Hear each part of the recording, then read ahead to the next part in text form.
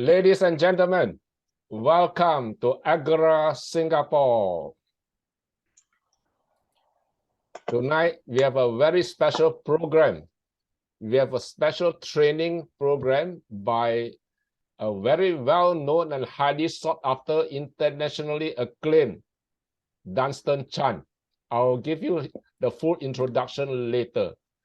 And tonight, we are very blessed to have amongst us very well-known and highly sought-after personalities like Mike Nicholson, heavyweight Mike Nicholson, and Mary Soon. Emphasis on the heavy, yes.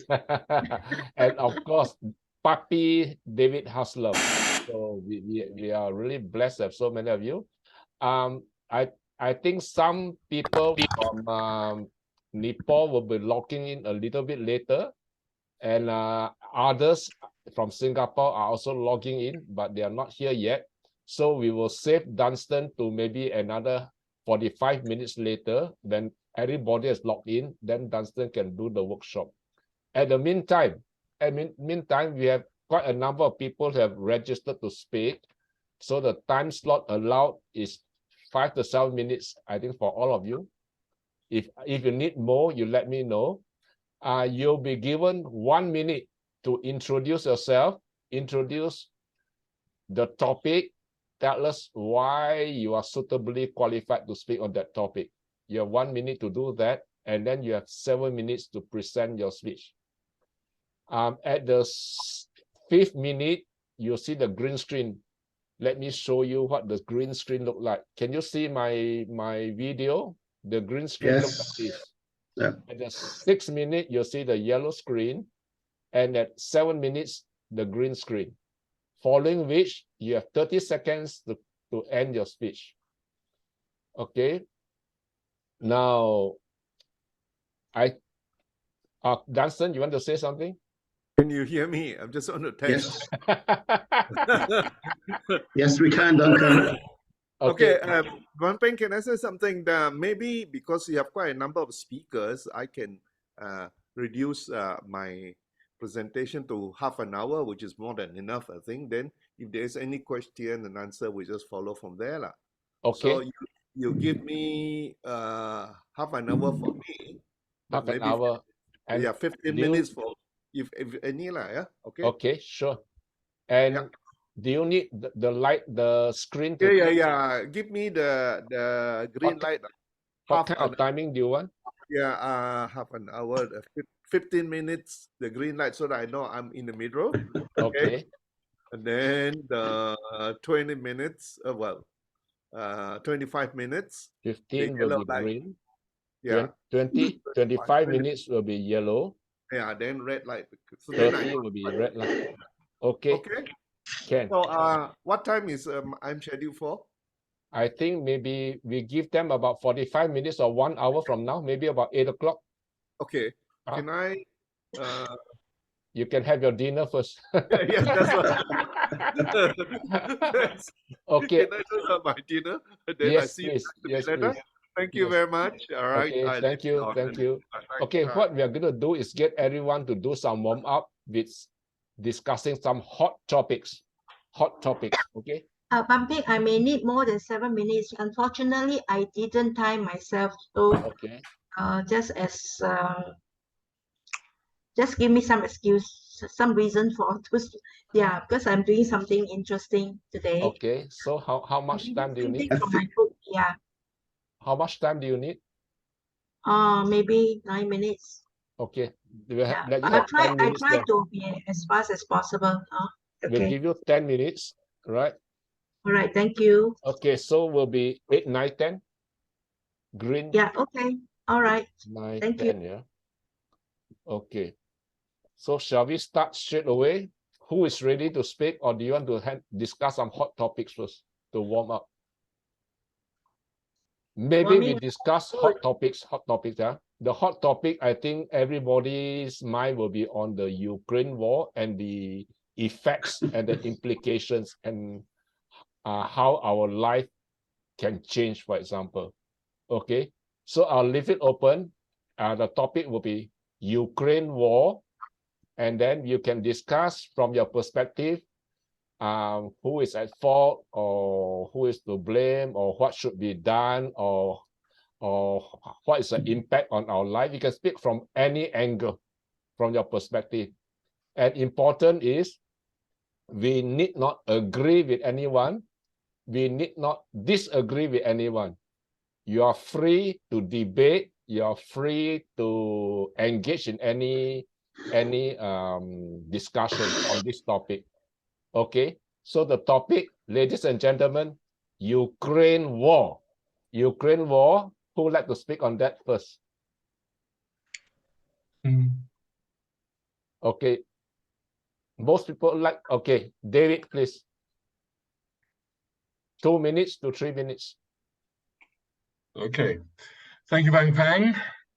Fellow Agorians around the world. The Ukraine war has affected all of us to some extent or another. You hear people whining, well, you hear complaints all around the world how inflation is affecting people, how oil prices are fluctuating all over the place, and how limited incomes, especially for retirees, are not what they used to be. And this affects everywhere I've been in the period of the Ukraine war. I was on Bornholm Island in the Baltic Sea when the Ukraine war started. And my host, who was Danish, was scared to death of what was going on. You see, Bornholm Island is the most easterly point of Denmark, and actually it is directly north of Poland. Yes, it's that far east. Now, during the NATO days, it was the focal point between east and west, and you get Soviet aircraft flying over Bornholm, and you get NATO aircraft flying over Bornholm. And so it was in the early days of the Ukraine war. We saw Russian aircraft flying over NATO territory at that point on that island, because here F-16s going into the air, going supersonic straight out of the island, and going to intercept these Russian bombers and Russian fighter aircraft. So the fear and terror felt on that island, I mean, it was palpable.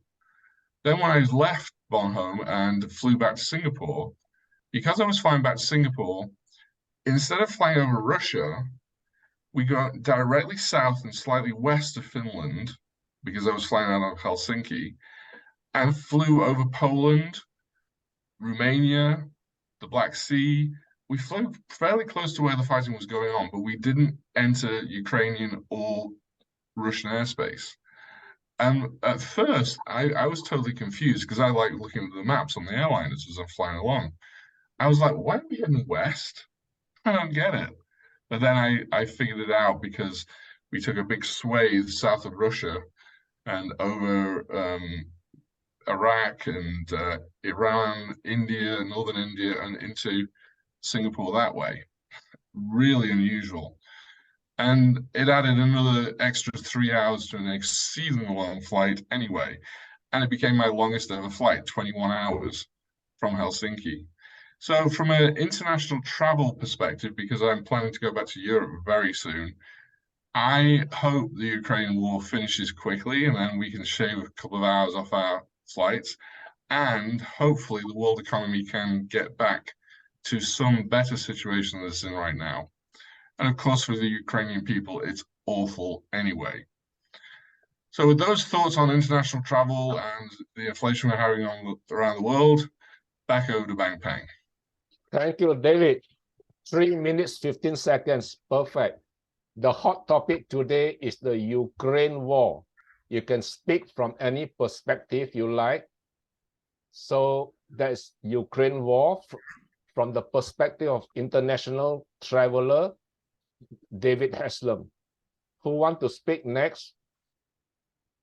I'll say something, but not necessary for 3 minutes. Sure. I feel that many countries like NATO, US, and even Singapore, we try to be neutral, but of course, US and NATO, the rest, they are very pro Ukraine. I think it's very important to note that might is not necessarily right.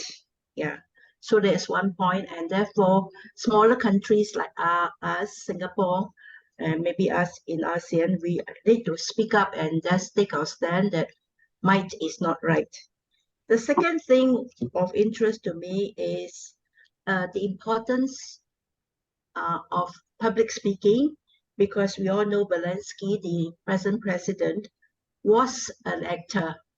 And because of his great ability to speak well, he's able to lead the country and also able to influence other countries through the power of speech in persuading people to give him military and other assistance. So that's my point about the Ukraine war. Thank Thank you. you. Thank you. You spoke for 50 seconds and you covered a lot of ground in that 50 seconds. Okay, I actually met the Ukraine ambassador to Singapore last week during a lunch. Yeah, a very, very gorgeous, tall, gorgeous lady. Yeah, so she is under a lot of pressure. Thank you very much, Mary. Who else want to speak from any perspective on the Ukraine war? Just raise your hand. Brian, please. Sure. I think just a comment, not being sexist, but the reason you have a female ambassador from Ukraine is because all the guys are fighting. I just joke. But no, seriously, the ambassador in Indonesia from Ukraine is also a lady. So it is interesting. My perspective really on the Ukraine war is, although I'm not directly connected, mentally I am. Having been brought up an army brat, I lived in Germany before I lived in Singapore in the 60s. So in 1960, my father, who was serving military, applied to get a permit to take us on holiday to Russia. It took 6 months to get it approved by the British authorities and the Russian authorities. And literally a few days before we were due to drive to Russia from Germany, where we lived, they started building the Berlin Wall. And that really put the end to our trip to Russia. So what I really remember as a kid, I mean, I was 60, I was 11. And I remember one day my father came home looking like a person just come from Mars. He had his survival suit on. He was a medic, and everybody was issued with a anti-war, anti-gas, anti-poisonous infection, whatever, protective uniform. So although nothing was happening war-wise, we were across the border from the East Bloc. And it was the Cold War. I mean, it really was cold. And again, my mother was German. I was physically born German in Germany. And the family farm is in East Germany. So again, I have a lot of connections to the people that were on the communist side. Ukraine is not that far really from where I used to live. So I can imagine what it's like. I feel a lot of sympathy. And it is just so shocking. It is just so mindless. And I think, it is amazing that we've already survived 1 year of the Ukraine war, which was totally aggressive. The Ukrainians were not doing anything to antagonize the Russians. The Russians have already stolen Crimea, which hopefully they're about to lose, and also some of the eastern Ukrainian territory. And they've got away with it. Putin's got away with it. And I don't know what the death toll in Ukraine is. I mean, it has to be huge. I mean, the way they are bombing, deliberately bombing, hospitals, schools, private apartment buildings, it's just mindless. And it makes me really depressed, that even with all of the world pressure and the financial pressure on Russia, it's still going on. It is so sad. And I think, you know, it's a situation where we cannot be, I'm trying to look for a good word. We cannot be complacent. Yeah, we need to be actively against what's going on. I don't know if anybody here is going to support Russia. I don't think, you know, from what I've seen, and I'm not, you know, privy to any special information, but just general news. Russia is obviously the aggressor. And we're just playing footsie. Europe, you know, is playing footsie with the Russians. Yeah, I mean, we are giving them ammunition, guns, helicopters, drones, but not people. So it's become very political. We don't mind the Ukrainians dying to protect the border with Western Europe. And that is so sad. Yeah, it's so sad. So I'll finish there before I get a rocket shot my way. Thank you, Bampang. Okay, I saw Andrew raise his hand, but Brian wanted to speak first. So let Brian has a go first, followed by Andrew. Brian, Sure. please. For me, I think the most interesting thing about the Ukraine war is the concept of the king. Because when we think about the king, the word the king or the dictator or the head of the state, what do we think of? We think of one person with absolute power who could do anything to anybody. Just look into history. If you were a king and you don't like this person, you could just tell somebody, just get rid of that person, and that person dies without any kinds of court or any kind of policing or any restraint to whatever you wanted to do. And we think that the king concept, even though you could have a king in UK, but how much does this person have? Obviously, the King Charles doesn't have the absolute powers to do anything he like.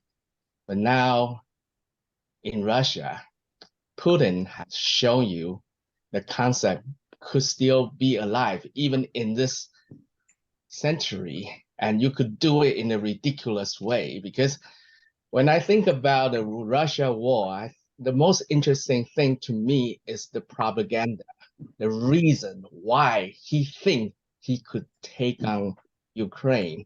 Because of what? Because of what? Oh, two countries are related. Ukraine is part of Russia. God want me to take Ukraine because that's my right. And that's all the thing that he said. And that is exactly the same thing Xi has said about Taiwan. Because obviously Taiwan and China speak the same language and used to be the same country. But if you think about that in his way, he has got. How about Singapore? Singapore used to be part of Malaysia, and US used to be part of UK, and we speak the same language, so we should be all united. Well, that's bullshit. A good idea, Brian. Right? But my point is that some people still want to be king or queen and still want to dominate the world. Even now we're in this century that we think people's voice, people's opinion matters, because they're doing the opposite. They're showing us that one person can still determine everything, which I think that is the worst concept in this century. Look no further, you have Kim in North Korea, and you used to have the Bolsonaro in Brazil. And it seems that Putin has encouraged people who want to have absolute power, want to do anything to anybody, want to enjoy the thrill of killing, enjoy the rights of grabbing, taking anybody's property, anybody's land, anybody's anything from any. So for me, that's really a bad example that Ukraine and Putin war is setting up to, and I wish that the war could end very quickly and Putin should be removed and everybody go back to peace and do what we do, because war is destructive. War kill people. War is anyone except for that dictator who satisfy his and whatever need that you said that is. Back to you, Champagne. Thank you, Brian. Exactly 3 minutes. Well done. And your points are very clear. Very good expression of your idea. David, I see your hand is up, but Andrew raised his hand before you. So you go after Andrew. Andrew, please. Yes, I'm here. Show us Can your you hear me? face. Who are you?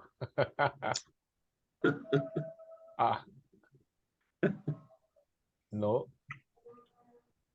There you are. Hey, that looks like Zelensky.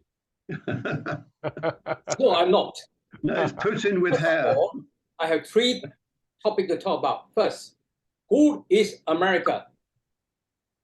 Okay. Is America trying to be king of the whole world for the last 20 years? Secondly, the 100. condition of America today and the last 20 years. And third, on America, what have America done in Ukraine? First topic. Second, on Ukraine. Third, on Russia. Why America have been creating so many wars for the last 20 years of murder, rape, looting, and mass destruction? Secondly, who is America today? The triple unsustainable deficit. Who created that?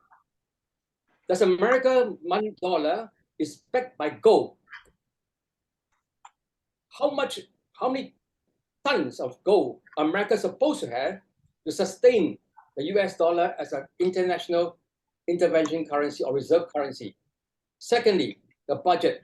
Third, why America keep on printing money without any productivity, without any value?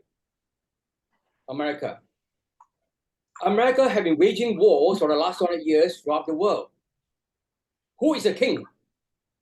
Who is the imperialist king? And real evil scheme of that. Now, come back to America. Why did America retain money? Huawei CFO in Canada. On what basis? On what law? On what international law? Their law? Who is America to dictate China today? Look at the last 1-2 years. 5 nuclear submarine America have been grounded around this region, South China Sea. Why? This COVID-19, how many prophecies were being fulfilled? Being pronounced in January to September, 2009, fully fulfilled. The first prophecy, he who did the pit for his brother will himself fall into it. It happened. The sixth prophecy, Donald Trump will not be re-elected in May with 226 votes against him. America, that's done. America have lost the position as the leading country since World War II, the last 20 years. Why? Ukraine. Why America have military base and medical lab in Ukraine? For what purpose? Why did Russia need to invade Ukraine after 20 years of warning? Why? Why the war in Ukraine caused the oil to go up? Why? The section on Russia caused world war so many problems, inflation. Who created that? Who create all those things? Who is a real evil king, so-called? Think about it carefully. Don't be fooled by the Western media of malicious lie. The last 3 years, I watched all the news. I realized a lot of Western media are full of malicious lie, especially in China. Xinjiang is a peaceful country. Xinjiang is connected, all the 3 cities are connected to high-speed train.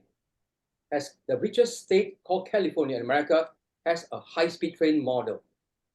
Okay, Andrew, we are out of time. Your 3 minutes is up. Okay, I speak by facts of it. Now, a lot of people have been fooled by the Western media malicious lie throughout many years. Thank you.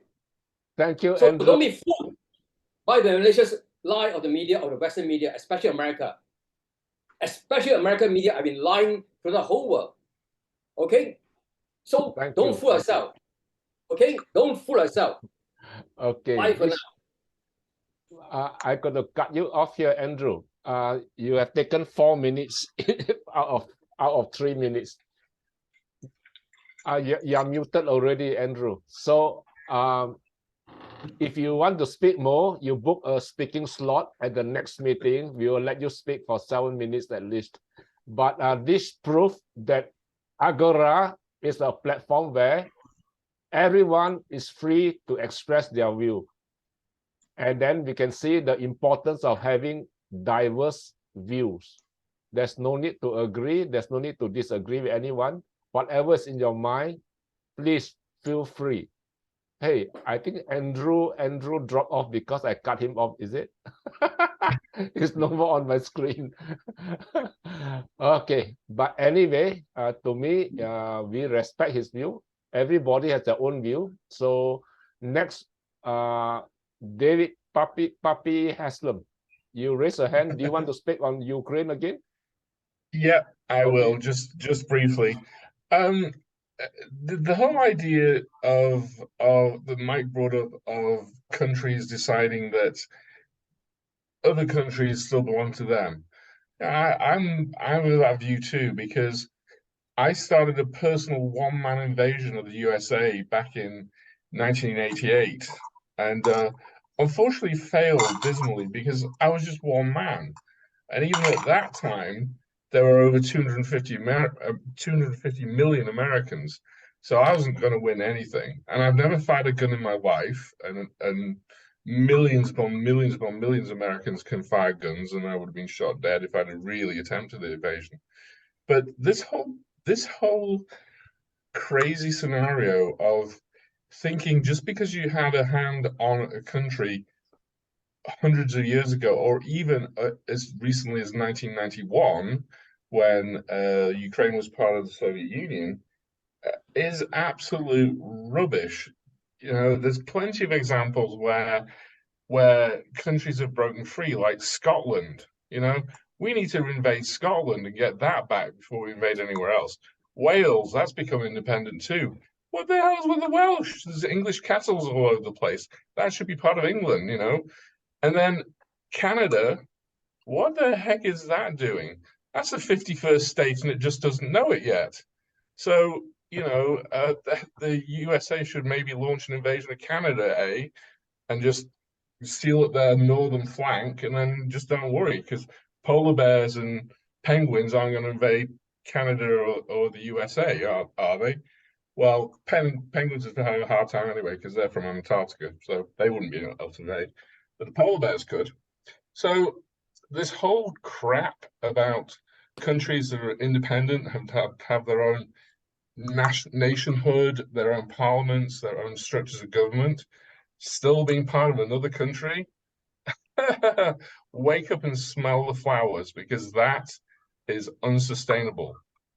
Oh, by the way, Indonesia, when are you going to get East Timor back? Oh, you're not. They've tried. Okay. They've tried. There you go. All right, little old Okay. East Timor. Back over to you, Bang Pang. Thank you for sharing. I think there's a lot to discuss on the basic philosophy itself, and the best way to move forward from here. So we can spend, I think, days just talking about this one. However, we are on a tight program, so let's move on with our program. Who want to be the first speaker for this evening? Raise your hand. Gwen, are you ready, Gwen? Yeah, I'm fine. Can you hear me? Good, I can hear you. You know the timing screen sequence. So you have 1 minute to introduce yourself. Tell us why should we listen to you?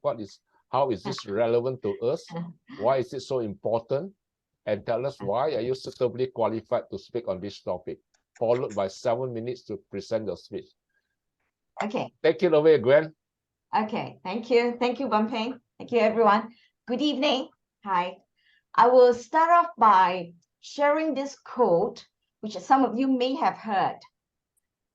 They say, life is like a box of chocolates. Now, that quote or that expression came from the movie Forrest Gump, if any one of you remember. This year, 2023, has just begun, and most of us must be wondering what life has in store for some of us. Now, regardless of what surprises there may be down the road, I hope to live up to a favorite quotation of mine, which says, life isn't about waiting for the storm to pass.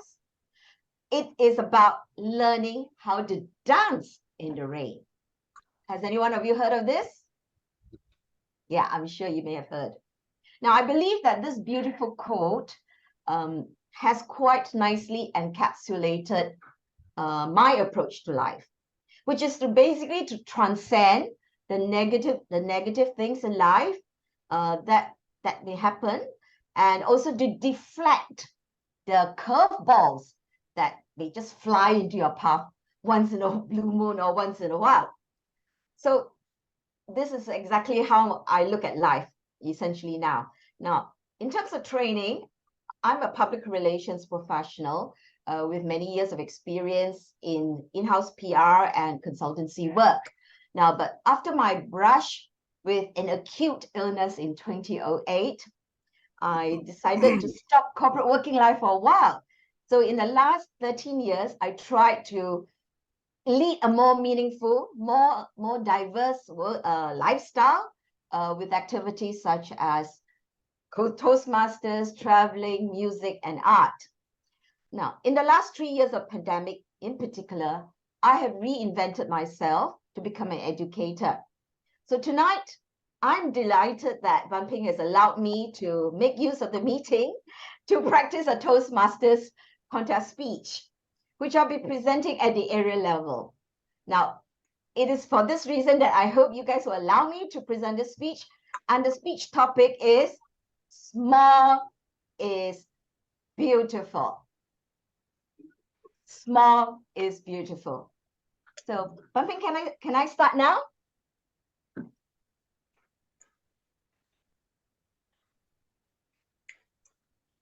Stop talking. Focus on the class. If you want to keep talking, you take over my position. Now, there I stood at the front of the classroom, mastering all the energy and my wits to assert my commanding presence as the English class teacher. Now, but my words seemed to fall on deaf ears. My pint-sized presence appeared not to have any impact at all on the hyperactive and highly mischievous little devils in the class, some of whom are almost my height. But finally, I managed to tame them, to use my vocal variety skills to tame the devils for a short little while. Ladies and gentlemen, according to a research study by the University of Oxford, greater height conveys the aura and the impression of authority. And we feel more powerful, more authoritative when we are taller. Now, short people tend to be more vulnerable, more lacking in confidence, and more prone to this thing called Napoleon complex, which is basically a compensation. Yes, smallness may not make you feel more formidable or give you a formidable aura as a person. Nonetheless, I believe that small is beautiful.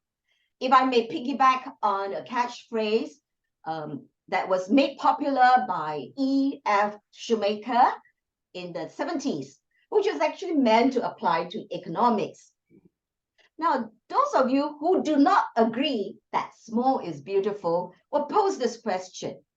Have you ever come across a short beauty queen or a catwalk model? Obviously not. Judging by the outcome of beauty pageants around the world, most people agree that height is a major benchmark of beauty, and tall women are deemed to be more beautiful than the rest, given all things being equal.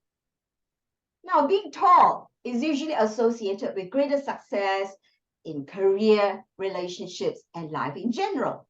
On the other hand, short people tend to be discriminated against in similar areas of work. Now, when I started my first MNC job many years ago, the general manager said to me, "Oh, Grant, what a small package you are." So I replied calmly, "Yes, sir. We know that the best things in life come in small packages." Indeed, but so are poison and dynamite. Indeed, my lack of height has always caused me to get the short end of the stick, so to speak, pardon the pun. My dream jobs and my dream men have all gone into the arms of taller women, of course. Given this bias against short people, naturally I can't help but feel shortchanged by life. Now, however, as I got older, I became wiser, of course, especially about things I cannot control. I like to think that short people are part of the varied creations of Homo sapiens. Now, short, pint-sized people are just like stunning hummingbirds. They are the only birds in the world that can fly backwards. On the other hand, the mega-sized folks are just like the huge ostriches. They can run very fast, but they cannot fly. So, ladies and gentlemen, which would you rather be? The grand but grounded ostriches, or the awesome but very, very admirable hummingbirds? Despite this realization, I still didn't fully embrace my unique shortcoming until something happened to me a few months ago. That morning, I was at the East Coast Park trying to cross a cycling track. Suddenly, from behind me, a cyclist sped into my way, and he applied emergency brakes just to avoid hitting me. He was furious. "Hey, did you not look before you crossed?" Oh, I defended very calmly. "Yes, sir. But I did look before I turned around." "No, you did not." "Hey, but sir, I am now in one piece. So shall we just move on? Have a nice weekend." And on that note, I walked away. But that man was still fuming hot. He continued to rave and rant at me just like an erupting volcano. At that juncture, two men emerged from somewhere and started shouting at the cyclist, "Hey, enough is enough! Stop bullying this kid!"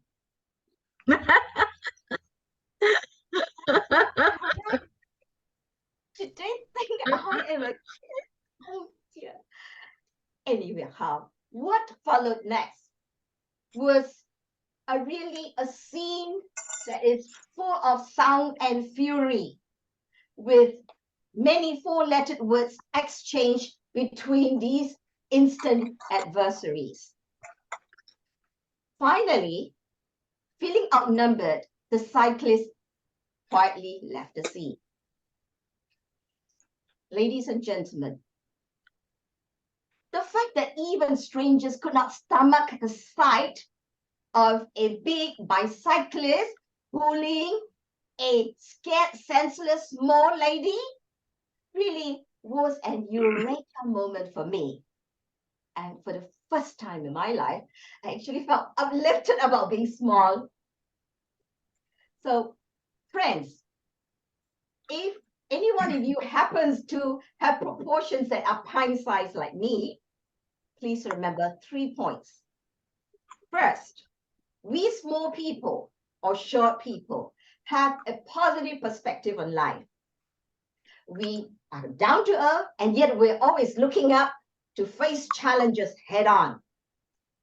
Second, attitude, aces, altitude. Third, we small people are a unique 3 C's in one creation of Mother Nature. And what are the 3 C's? Cute, compact, charming. So ladies and gentlemen, small is beautiful. I rest my case. Thank you. Great job, Glenn. You took 8 minutes and 1 second. Okay, now let's get some feedback from the audience who want to share some observations.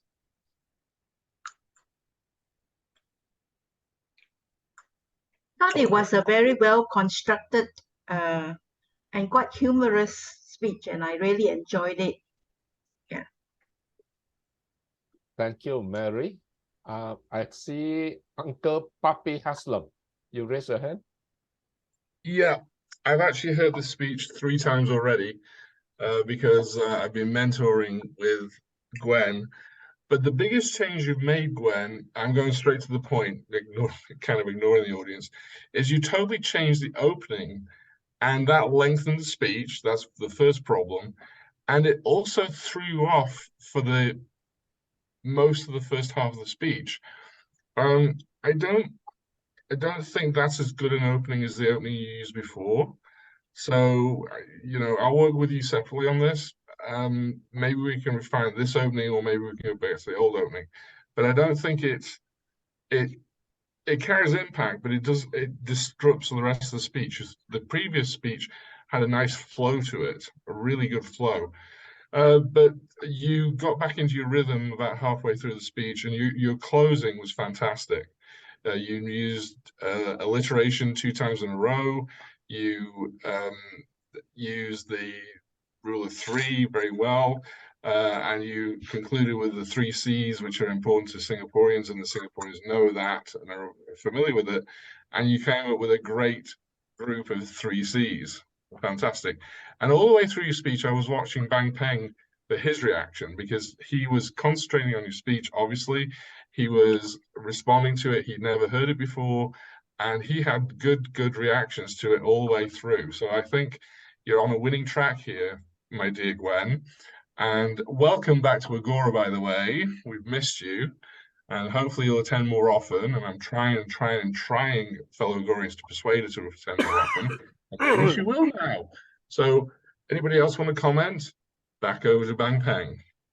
Bang Peng, in addition to what I said just now, I thought that the conclusion was a bit hurried, because she mentioned the 3 C's. I could only catch charming and cute. I don't know what was the third one. So, if we could take away some points from the beginning part that David mentioned, and then concentrate a bit more, because that is your important part, and that is the different perspective of being small and the advantages of being small. So that wasn't strong enough to me. Yeah. Thank you. So what was the third C? Compact, cute, compact, and I didn't get charming. Yeah. I didn't get it. Yes. Bang Peng, can I ask a question? Yes. Hello. Please. Yeah. Just now, Gwen said that the speech was 8 minutes. Or is she talking about her speech? She's only allowed 7 minutes, but she took 8 minutes.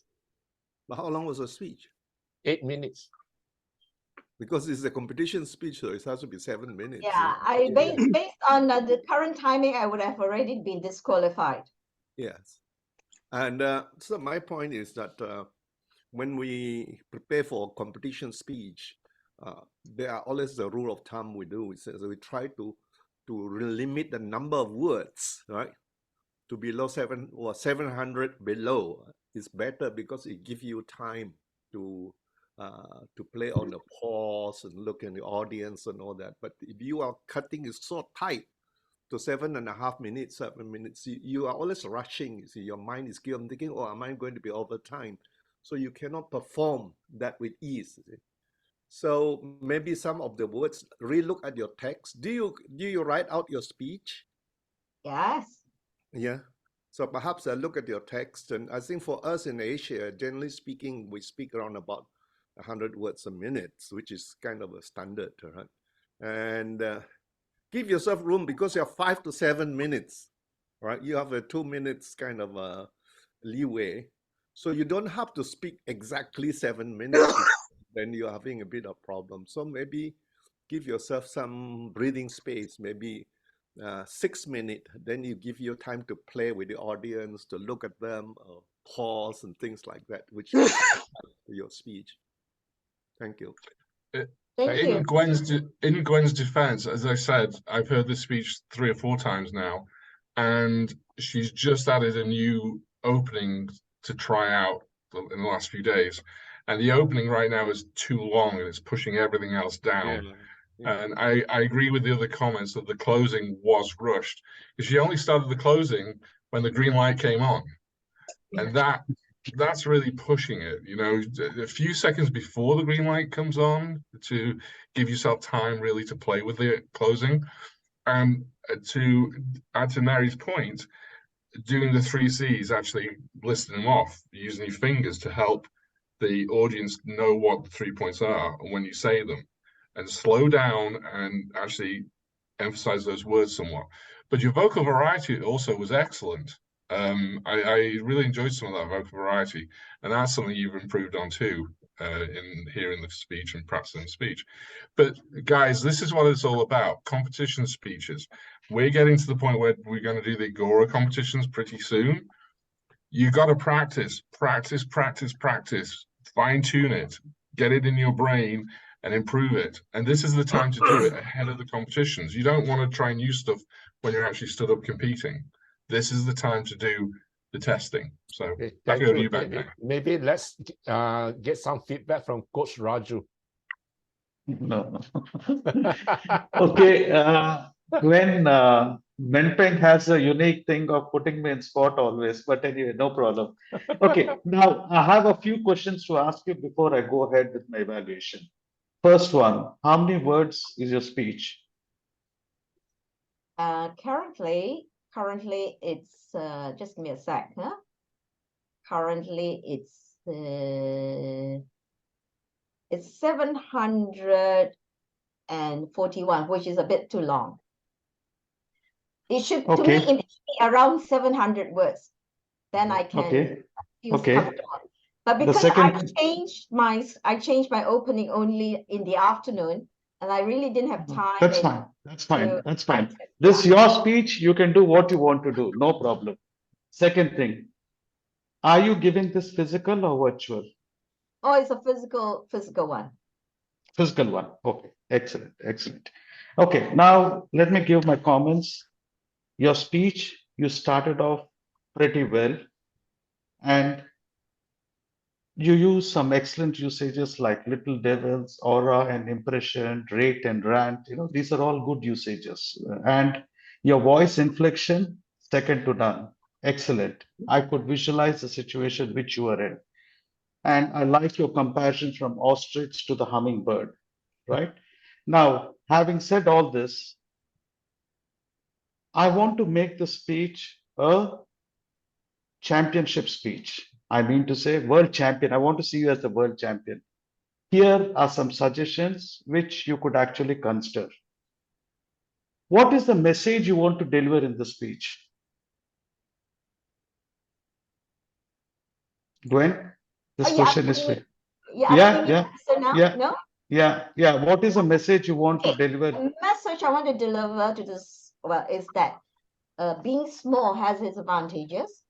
Obviously the world is not in love with small people, but being small still has its beauty, has its merits, and that basically it's also chronicles my my so-called journey, emotional journey, whereby I learned to accept myself as a small person. Because from day one, I was against myself as being small, but it's Okay. sort of like No, understand. Now, Yeah. when I asked you a message, there's no ifs, buts. It's a long sentence, what you told me.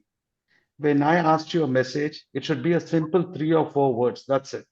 The message which you want the audience to carry after your speech. Yeah. So, what I would say is in the structure of the speech, you really need to look at.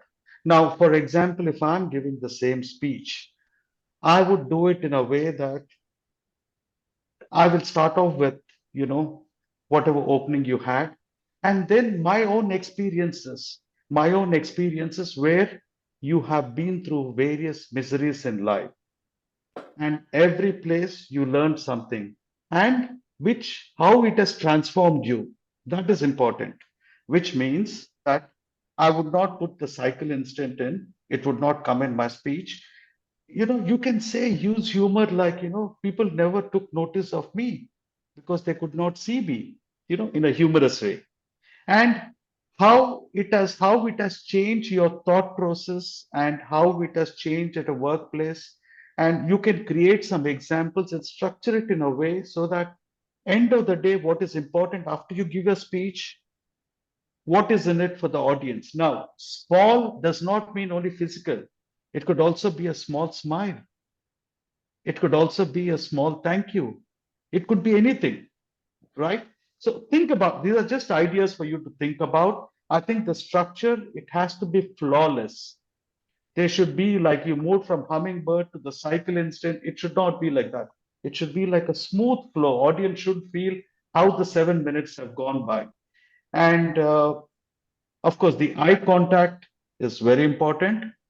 And remember that if I was doing the same speech, I will not use the 3 points. Conclusion, don't add anything new. Conclusion, what you need to do is how you have transformed, and you want the audience to think about it. Will it transform their lives? That's what. So don't add those three suggestions, what you said. So ensure there's a smooth flow of the speech, and I see a world champion in you. Over to you, Banpeng. Thank you. Thank you. I think Glenn, you are very blessed to have so many experienced speakers sharing their feedback with you. I want to leave you with one important lesson I learned. The championship speech is never written. Say, the championship speech is never written. It is always rewritten. So you got to keep on editing and improving on that. Okay, take the feedback and edit it and do like what your other feedback you have received. Cut down the number of words. I think Dunstan proposed maybe 600 words or that kind of thing. So your 750 is way beyond that. Yeah. And then tighten it, like what Raju and David has said. So that's all you need to do. Very easy. Okay, let's. Can I just ask a question? Gwen, at what level are you in now?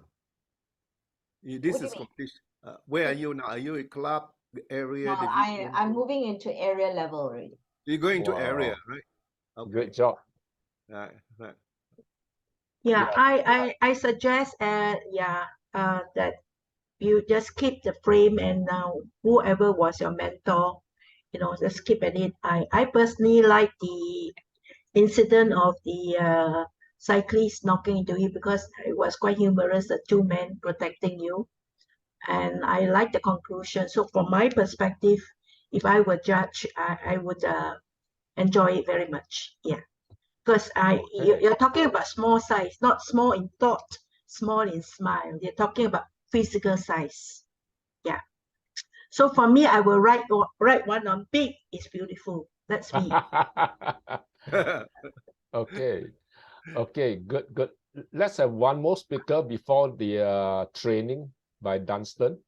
Yes, almost 8. It's almost 8. So because I see quite a number of people have not logged in. But Dunstan, do you want to go now, or you Yeah, want okay, to I have? can go now. You can go now. I mean, go Oh. meaning go And then I will speak after Datsun. I will speak after Datsun or before. No, that means Dunstan go first, then you will be, the rest of you will come later. Okay, Oh, let's okay. do that. Okay, Up to because we you. are recording this, so those who Yes. come late, they can still check out the video. Okay, all right.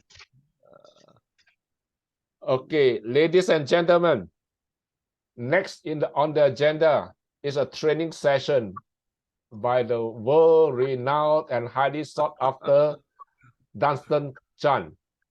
For those of you who have not met Dunstan, I'd like to give you a very short introduction so you know who he is. Dunstan is a UK-trained lawyer. He is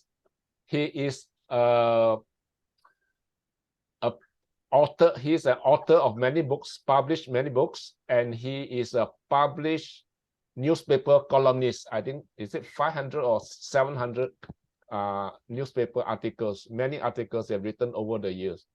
And he is a diving instructor, if I remember correctly. He teaches and he takes his friends out diving. And then he is a coach, a trainer, a mentor, a leader in the public speaking world, and he has won many international accolades in public speaking. And then he is a leader in the community as head of or leading in NGOs and other non-profit organizations. So that is the man, Dunstan Chan. Ladies and gentlemen, welcome, Dunstan. You can hear me, right? Okay. Yes. Can I share my screen? Yes, Right? you are sharing screen now. I'm sharing the screen, and where is my image? Is it? Did you see my image on the screen? Yes. There are many images. Oh, many. So you got to click only one. I know. I'm trying to. This is the one. You've got to start your presentation down at the bottom, the very bottom of the screen towards the right. Yeah, there you go. Okay. Just before I start on this thing, because Gwen is going on a very serious journey. You're going up to the world contest and all this thing, and I have a bit of experience on this, maybe about 20 years ago, and during the 4 years I was crazy about taking part in speech contest, so I mix around with a lot of people. I just want to give that's why I asked, at what stage are we in now? I'm like, and I know that of all the champions that we associate with, the stage of preparation is, as you get nearer that, you don't want to tinker too much with your speech. By the time you reach to the division level, your speech should be pretty well set, because then it becomes part of you already. But if you still, oh, I want to edit it here and there, I know Bampeng will say every speech is a first draft. But in reality, we are talking about a different thing here. We're talking about contest speech, so which means you really have to get it nailed down pretty quickly as you go up the ladder, right? Anyway, that's beside the point. All right, let's go. A few weeks ago, Ban Peng asked me, can I just share something in one of the sessions? And we thought, well, maybe one of the things we can do is to talk about what are the qualities of a good speech. This is put in the poster, I think. And I know many of us who are serious about public speaking have been looking at this thing. What makes a good speech? Only, I'm not talking about contest speech particularly, but just a good speech, right? And maybe we have not thought it through in terms of what are the elements of a good speech. So when Ban Peng asked me about this, whether I would share something, I said, okay, I'll try to do it. So one of the things I find that in having community groups like Agora or even Toastmasters, a sense that it forces you to, it gives you opportunity to try, Now, you never know how well you can do until you try, all right? So So when somebody said, can you do a speech or do an educational program? Just say yes and then worry about it in the intermediate period. So I did. And I look back and say, what makes a good speech? In fact, I didn't have to look very far. In fact, 2,500 years ago, the famous man, which some of you may know, has already said this. He says, right, the three pillars of public speaking, which makes a good speech, there are three pillars, is it? And that is Aristotle. I think I'm sure many of you know who was Aristotle, right? And interestingly enough, which I think we should know is that during the time of antiquity, right, public speaking was a kind of a vogue of the time, you know. Now, some of you may have gone to Greece or the surrounding area, which is now Turkey, right? Which is the world of the antiquity, and you find out there are a lot of this theater, this amphitheater in the open air, and they're big ones. So it is dotted in most of the cities. So which means public speaking was something very, very important those days. So when somebody like Aristotle, whom many of you would know, says what is the three pillars of public speaking, and it's good for us to take note of what he said, right? And it's very simple, is it? The three pillars of good speech is basically ethos, pathos, and logos. So if you have these three together, the speech would be great, right? So how you work that out is that you must have all this element in it. Just now when Gwen talked about, so let's talk about ethos, right? Ethos actually means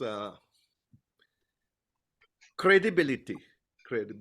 Now, interestingly, when I didn't have the full size of Gwen picture standing, presumably you are Little Dynamite, presume. Is that right, Gwen?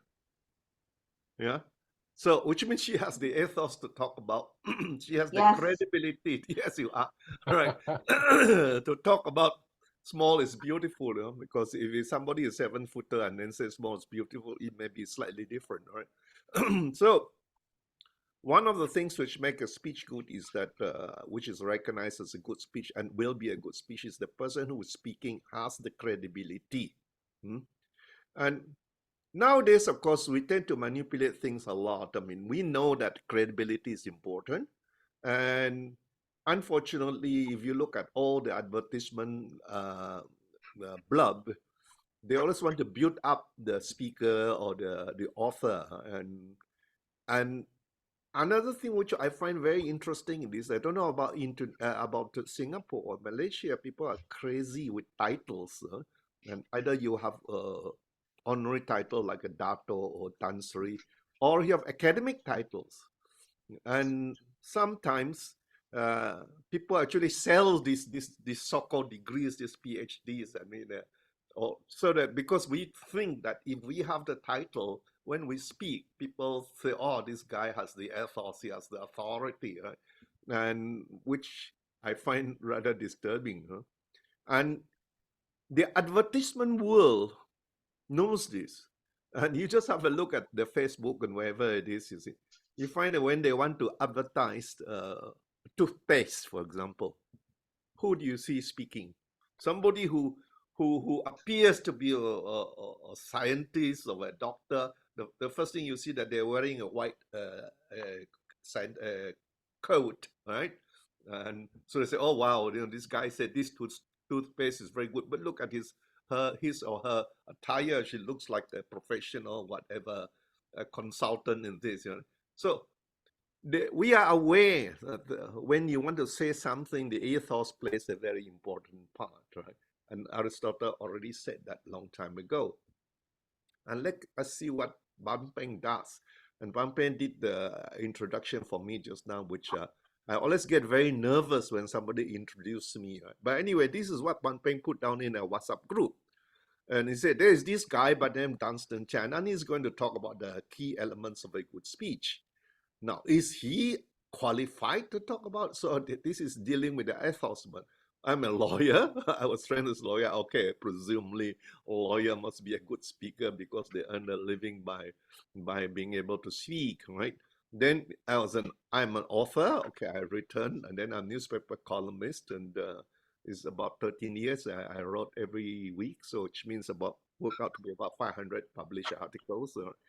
And then I'm a leader in the sense that I lead quite a number of NGOs around, and I was also a champion speaker. I suppose 20 years ago, I said I was crazy about competition speech, and I remember in the space of 4 years, I won practically almost every type of competition at that time in the Toastmasters district of 51. Right, so you see, I put a highlight there by pointing out this fact.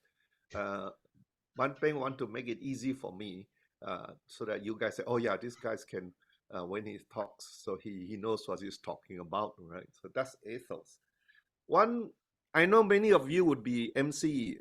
I've been MC, I'm emceeing event, or maybe in future as well. Is this one of the caveat I always talk to MC? Is this which as a speaker, I know, I mean, as a person who's being introduced to speak, I find it's a great pressure on us that if the MC oversells you, right?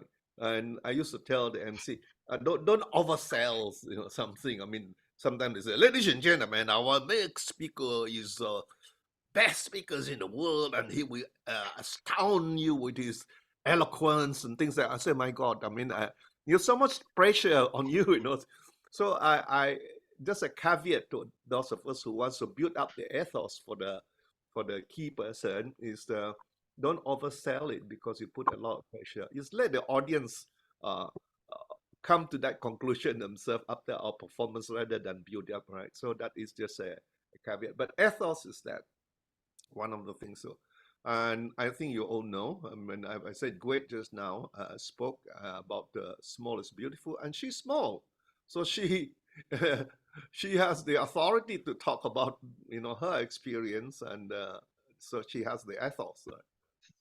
Now,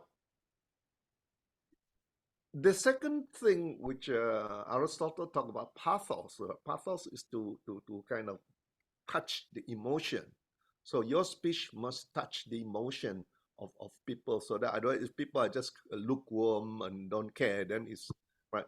It's the emotional aspect. And this image, you see a lot of this kind of the mask of the laughing man and the crying, the grieving man, right? Is encapsulate in this idea that pathos is very important. This usually see it in the theater, right? And this thing. As a speaker, we are aware of that, and our speech must touch their heart. So, that's what we want, right? Touch their heart and the emotion. If you see this image, one is laughing and one is crying, so that's the emotional thing. So in public speaking, now there's some of you may be aware of this, is that apart from the touching stories where they feel sorry and they feel angry and all that kind of thing, we always tend to inject a bit of humor, which is also part of the pathos. It moves the emotion, and there is a reason why we always have a bit of humor. And I notice not necessarily funny stand-up comedian kind of a humor, haha. No, sometimes it could be just a few witty remarks. Just now when I listened to Gwen's speech, there's a couple of witty things she threw in there, and makes it easier for us to relate to the speech. Right? We love humor, and there's a question always being asked by people about the function of humor in a speech. Or what, in fact, the question is like this. What is the difference between a humorous speech, right, and a joke, a stand-up, nowadays you have a lot of these stand-up comic, and they just say silly things and we all laugh, right? And as speakers, we are very aware of the fact that that the use of humor, it means this. In speaking, humor is a means to an end, right? Humor is a means to an end, meaning we want to deliver certain points. Sometimes the point may be a bit difficult to accept to the audience. Now we try to soften it by throwing a bit of humor, right? So it is a means to an end. Now, if you are making a stand-up comic kind of a speech, humor is an end in itself. Some of times, you hear this comedian talking, they're all utter rubbish, but it's funny rubbish. It doesn't lead us to accept anything, right?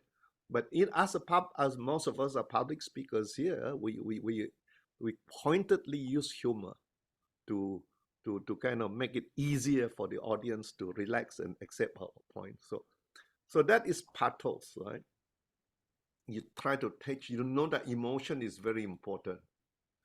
Now, one place many of you may have seen of this program called American Idol, and then the Britain's Got Talent, America's Got Talent, the X Factor, and all these things where people come up to perform.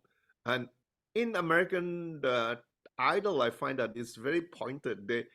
Before the person starts, they always try to inject a bit of emotion.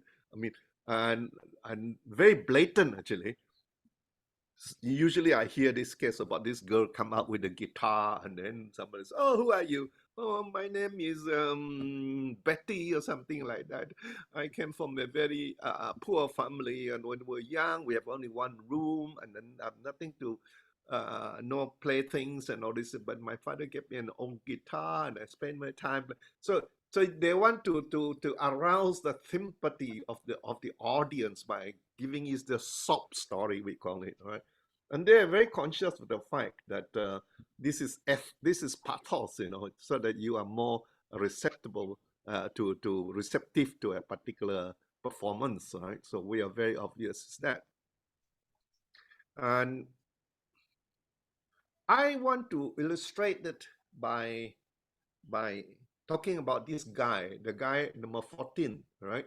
Anybody recognize him? Hello? No, No? All right. no. Okay. We don't It's play worthwhile. basketball. Yeah, it doesn't matter. It's worthwhile reading about this guy. His name is Maxi Boggs. All right. Now, why I want to bring him in, and then you can see that his life and the story about him contains pathos, ethos, and later on logos. All right. So pathos, ethos is credibility. All right. Pathos is the emotional aspect. Then the logos is the logical part of your speech. And I will deal with that because I feel very strongly that as public speakers, we have a responsibility not to con people by appealing to the emotion. It must be a logic, you see. And for example, you see that there are many seminars or workshops where people put that how to be a millionaire in 2 weeks or something like that. Now, that one, and then the fellow said, "I myself is a millionaire," right? And that one, it firstly it appeals to an emotion. Everybody wants to be rich, and I mean, so it appeals to emotion, right? And the thing is this: is there logos in it? Is it possible to be millionaire in 2 weeks? So this is lacking usually. But if you are very strong on pathos, you appeal to them so much, people may forget about the need of logos, right? But I'm speaking to you guys as fellow public speakers. I think we have a responsibility. If we want to make a certain claim, I think we should also be able to share with the people the logical steps, the logos, of how you can achieve that particular aims. So now back to Maxi Boggs, a very funny name, right? If Maxi Boggs were to speak about how struggle or never give up on your dream or something like that, I would listen to him. The reason is this: he is only 5 feet 3 inches tall, right? 5 feet 3 inches tall. And he played for 15 years as a professional basketballer in the NBA, which is the National Basketball Association of America, which is the toughest league in the world, right? And to be paid, millions of dollars to do that. So if he talks about how you can struggle against all odds, right? He has the ethos to speak about that, because his own life demonstrated to us that it is possible to do that. So when we talk about people like Maxi Box, and if he's going to talk about that, he has established his ethos. But if he has not done anything, his life is miserable and all that, and he feels sorry for himself, then he would not have the ethos to speak about how to struggle, right? So in his case, he does. And I would recommend to you people to read a book of his called In the Land of Giants, right? Because in the NBA, the people average height is 6'9", right? And this fellow is 5'3", and he survived for 15 years, successful career. So if he speaks about fighting against all odds, he has the ethos to speak about that. The second thing about talking about Maxi Box is the pathos is this, you feel it touch your emotion. This small guy, and he struggled against all the giant, and yet sometimes he fell, sometimes he fall, all these things, but he moved on, and I'm very attached to him emotionally when I read about this thing, and I think so that is a good example of where pathos comes in, right? And let me see what. Now we come to the last bit. Now that I've established that the importance of ethos, right, as a speaker on a particular topic, then we establish the importance of pathos, which you all know, all right? And by the way, when we talk about pathos as public speakers, there are many ways you can evoke people's emotions, all right? And part of it, which is the main part of it as a speaker, is our voice, our vocal variety, the way we speak. Sometimes you touch them.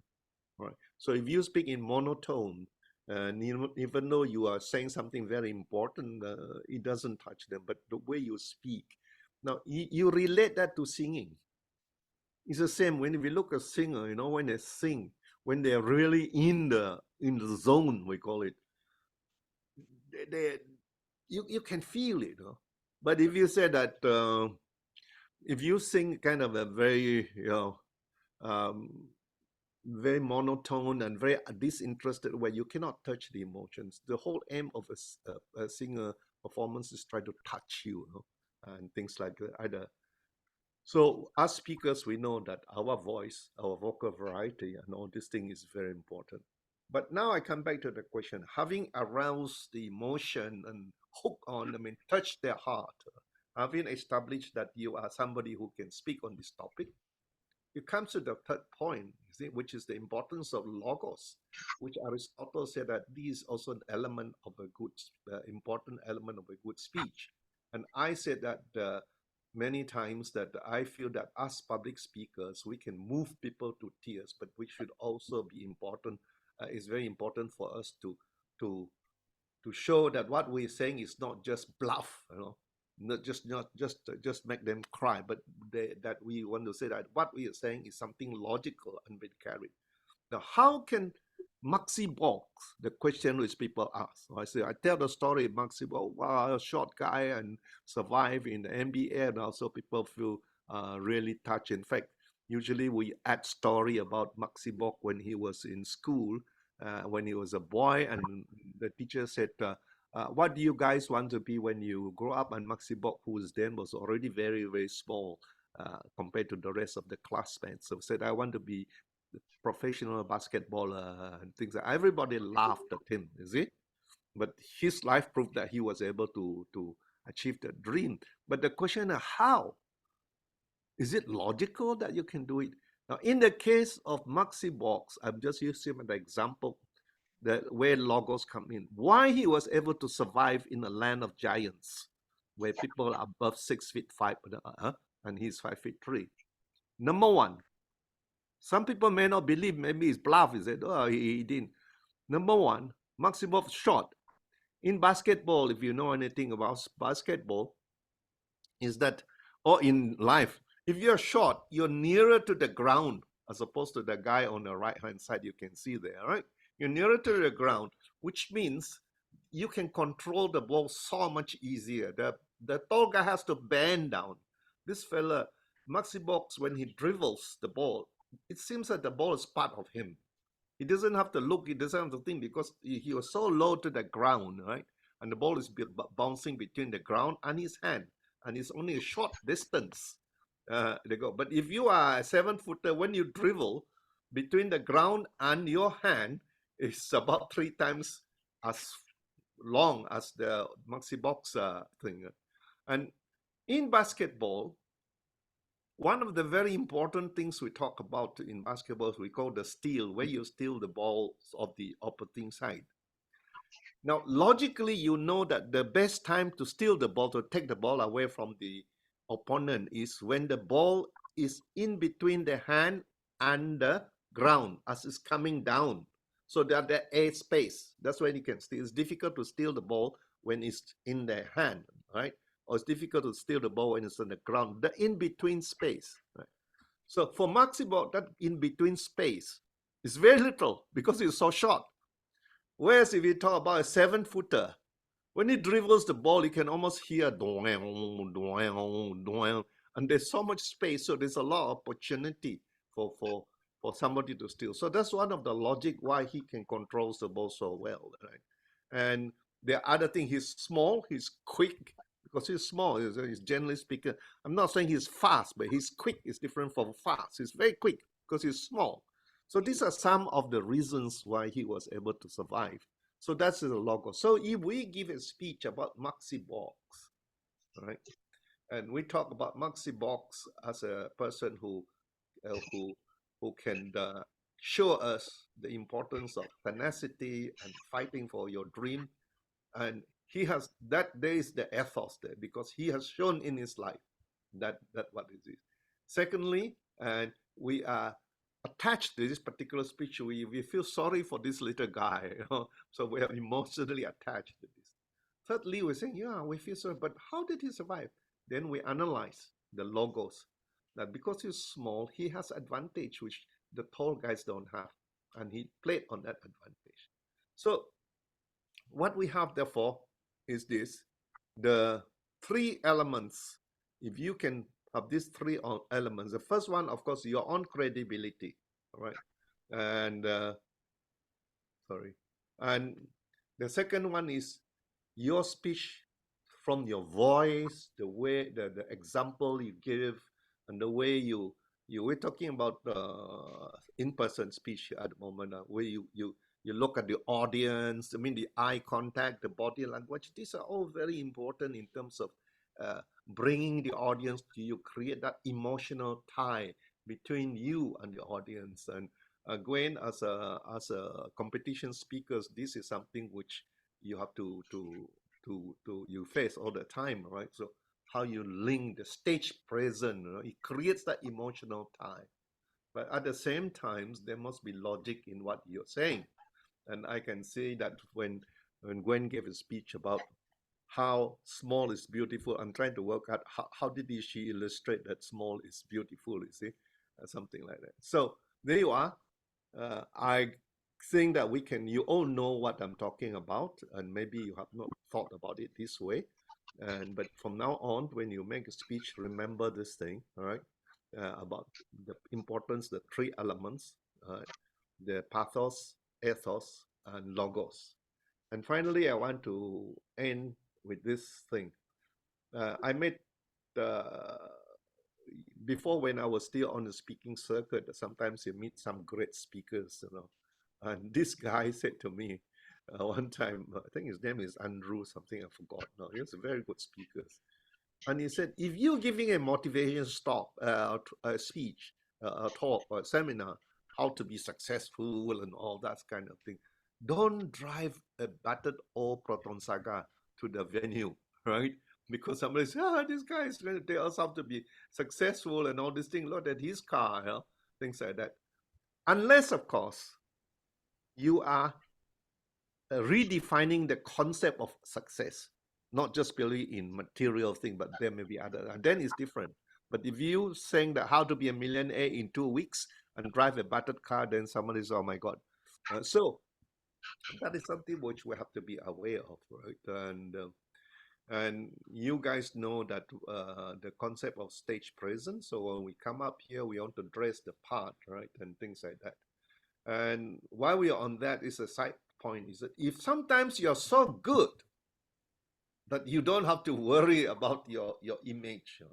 And a good example is this guy, the late Steve Jobs, I think his name, and he said them wear tie and collar and jacket. He just got a round neck t-shirt and go up there. But you're so good.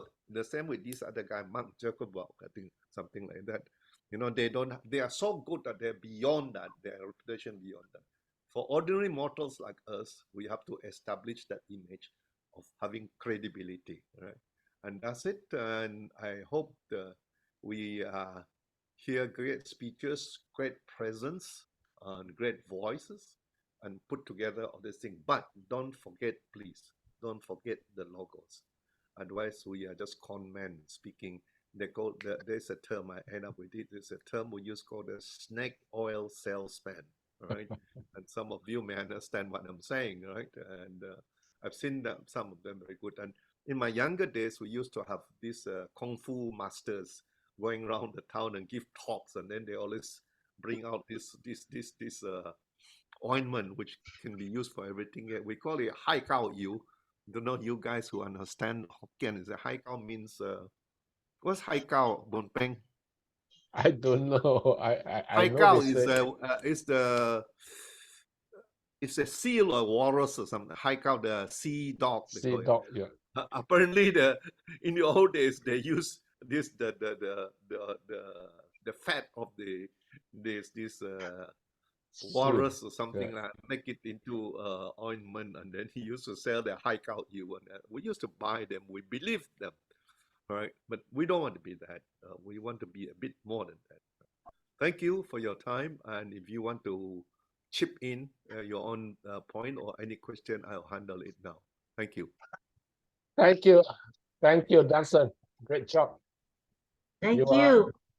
You are truly a great storyteller.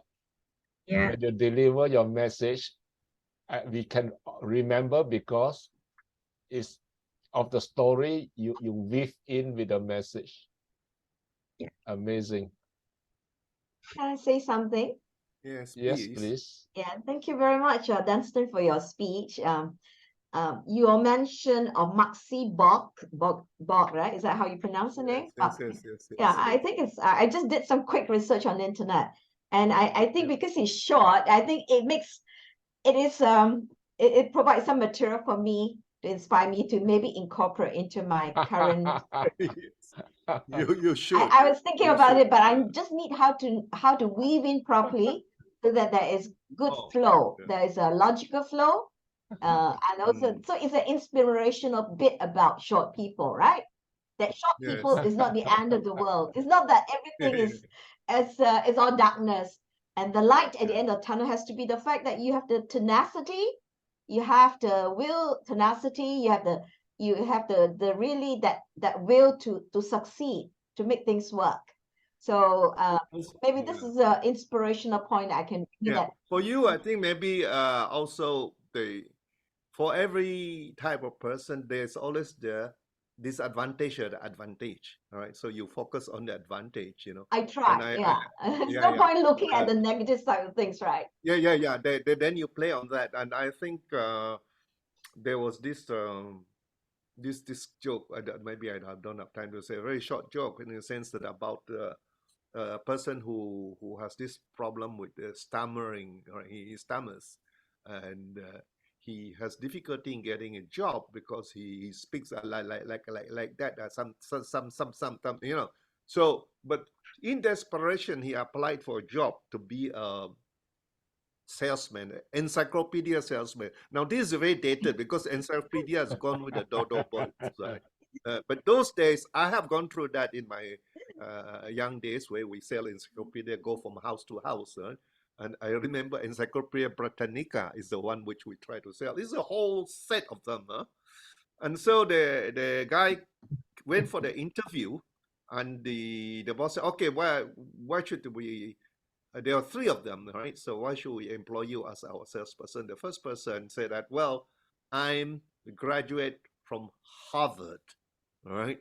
So wow, the boss said, well, definitely no need to talk further. You were graduate from Harvard and you're prepared to work for us, employ him. The second person comes, well, I graduated from Oxford University. Wow, I mean, this is again, that. So when it comes to Mr. Stammerer, they say, okay, what about you? Which university do you go to? And then he said, I never go to university. And then, oh, but I work very hard. So they feel sorry for him, they employ him. And after a week, these guys are sent on their mission, and they come back, the Harvard guy came back, and the boss said, how many sets of encyclopedia have you sold? And then he said, well, I sold 5 sets, which is a lot, all right? And then the boss said, how did you do that? He said, I tell the parents, he said, if you want to be smart like me, I buy this for your children. I said, yeah, okay, great, that's it. And then the second one from Oxford also sold 5, and also the same thing. He said, I told my customers that if you want your children to be smart like me, you buy this. Then they look at Mr. Stammerer and they say, okay, how many sets do you sold? And he was saying, they said, did you sell any set? He said, lack of motivation. They thought it was 5, right? So he said, I sold 500 sets. And they really flipped, They said, wow, how devil did you manage to sell 500 sets? And what did you say to your customer? I told them, you don't want your children to be stupid like me, you buy these sets. So you see what I mean? We all have certain thing which you can use. Then you just have to find it and you amplify it. And then you sorry about this time for taking up your thing, right? Okay. Anyway, let's go back to ethos, pathos, and what are logos. Okay. David, you raised a hand, David. David. David, I was in Baguio. I didn't have time to see you. I stayed in John Hayes' mansion. Yeah, I was at Camp John Hay today, actually, having a really nice lunch with my European friends. But yeah. Oh, the correct pronunciation for the basketball player, for Gwen's reference mainly, is Muggsy Bogues. Yes. Okay. Muggsy Bogues. Yeah. Okay. So that's the American pronunciation of it. Okay. Yeah. It's okay. The Singaporeans wouldn't know the difference. But there's another guy actually by the name of Spud Webb. Yes. Yeah. When I used to watch basketball a lot when I first got to America, because the Detroit Pistons were doing well at that time, Spud Webb was around, and that's the first player I was thinking of, because Muggsy Bogues, most of his career was later on when I was in America, and I didn't have time to watch basketball. Yeah, Spud Webb was the first famous short guy in the NBA. So good. Dunstan, Okay. regarding the ethos, when you go to speak anywhere, did you give the MC a free hand to introduce you, or do you give him a written script? I would suggest give them a written script better, because you never know what he's going to say about you, And I always get very nervous because I've spoken a lot, and even though I've been on the stage many times, I get a bit nervous when somebody introduces me, and then I say, "Oh, is that really me?" Because sometimes it's better to give them something, and also maybe have a word with them. Please don't oversell me, because you put so much pressure. That some say, "Oh, this guy is a champion speaker. Look at him. You couldn't have been blah blah." So you have that. You don't want that extra pressure on yourself, But yeah, give them a shorter version. Sometimes what do we do? I think many of you who are already very noted public speakers and all these things, we have the standard kind of CV, which is very long, covers every damn thing we have, and then we have a short one, right? So sometimes I'm too lazy, I just send the whole CV, but then I write a short one, to them, say, please use this short one if you can. And the important thing, since we are talking about CV and all these things, it has to be relevant to the topic you're going to talk about, you see. Take, for example, you mentioned that I was a scuba diving instructor, right? Which is relevant or not, I don't know. Is a scuba instructor relevant in terms of public speaking? I'm not sure, because we can't talk underwater, but we have body language, and we have sign language. So maybe that is. But the point here, which maybe is a bit extra point, is for me as an instructor, I know that if I do teaching, if I'm a trainer, right, in public speaking, this kind of soft skills, is that when you become a scuba diving instructor, it is no play, as I say, right? And as a trainer on public speaking, I can bluff you guys, all right? But as a scuba diving instructor, we're licensed to teach, and people, when you pass them with the card, they can dive anywhere in the world and they can die. So if you shortchange in your training, that's why your organization is already very strict that you must follow all the protocol and everything else. There's no way of cutting corners. So to a certain extent, if you are familiar with that, you can say that Dunstan was a scuba diving instructor. For those who are in the know, say, yeah, this guy is serious about training. Sorry. Okay. Okay, I think our time is up. We move on to the other speakers. Who want to go next? I think Mary, you want to go next, right? Or Raju? Raju want to go. Okay, I think Raju requested not to record his speech, so I will pause a while, because if we record, we have to pay a lot of royalty to him. Okay. Okay. Okay. Maybe yeah. I didn't Brian, record it's a that part. technique to get you to come back to the next meeting to listen to and Raju. I tried to make to the online meeting. Obviously, I'm too far from Singapore to show up in person for this second. Yeah, I try to even this means that get up like really early in the morning. Yeah, that's okay. Okay. Maybe I share my feedback, very similar to Brian. Your personal story and your choice of words and your pronunciation was fantastic. I really love it very much, and I wish I can have some of your vocabulary. But I don't. That's why I'm not a champion speaker yet. Okay.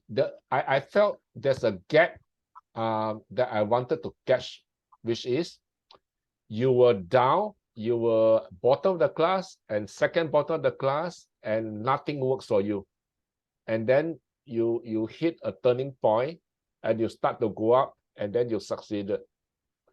So that story is definitely something we all like very much, right? And now is you found yourself. Actually, I was more curious to find out, so who are you really, right? You didn't really tell me what you really found after your meditation and then all the struggle, but I know it took you on the path to success. The path to success, to me, is very inspiring, and yet I didn't feel I know you, because what did you find inside yourself? I didn't know that. So I was waiting for that one, but the time is up, and you finished at 7 minutes 24 seconds without telling me what did you find inside yourself. Thank you. Actually, Benping, I said in the last, the real me is passion, dispassion, and compassion. Yeah. And then I'm posing the question to the audience, do you know your real you now? You know, like I'm leaving it open-ended without giving solution for the audience to think about, you know, it's, yeah. Okay, I remember that part very well about the passion, dispassion, and compassion. But I maybe it didn't lock into my head that defines you. Yeah, your ability to do that. So thank you very much for clarifying. Okay. Any other person who want to share? If not, we'll move on to Mary's speech. Mary, are you Yes, ready? Okay. I am ready. Okay. Let's start. The same, Mary. You have 1 minute to set up your ethos. 1 minute for your ethos, and then 10 minutes for your speech. 8, 9, 10 will be the color script. Well, myself, I am a mother of two and a grandmother of one. My two girls are overseas. One is living with her husband and my grandson in Penang. The other one is working in Perth, Australia. I was a teacher and also a training consultant. And in August last year, when I was in Australia, I decided to resign and I wrote a letter to Singapore Institute of Management that I would like to discontinue because I'm looking forward to enjoying old age. In my free time, I write short stories, plays, and poems. I also join clubs, and I've just started 2-3 lessons on choir singing in Singapore because free lessons, they give 10 lessons, all right. And I try to keep myself active in various ways. And one of them is to attend the talks at Agora. So that's, I think, enough about me. And I would like to start my talk right now, right? You're going to introduce me or I just go ahead? You go ahead. You've just introduced yourself. All right. Yes, I've introduced myself. What's the title of the speech? The title of my speech is Within My Prison, Within My Walls.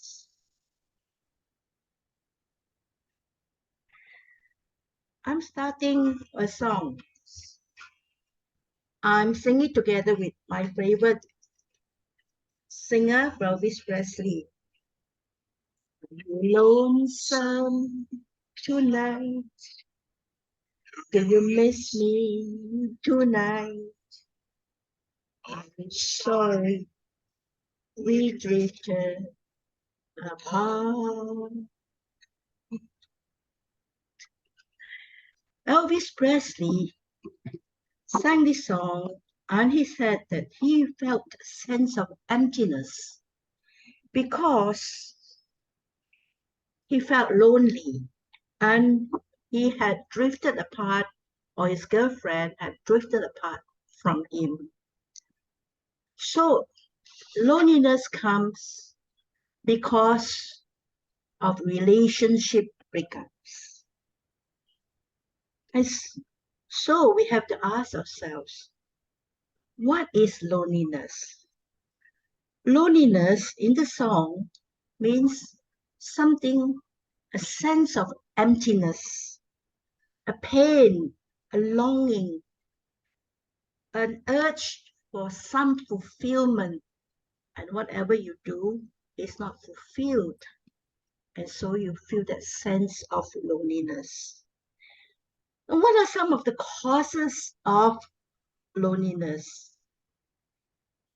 Most of us, perhaps maybe, except for Ban Peng, most of us have experienced some kind of loneliness. It could be, in my case, a bereavement. In others, it could be retirement. It could be losing contact with people. It could be changing jobs, isolation from co-workers, starting school or starting university, or like myself, starting a new life in Australia. Whatever it is, we all do face loneliness, and it's regardless of age. You could be 5, you could be 10, you could be 15, you could be 50.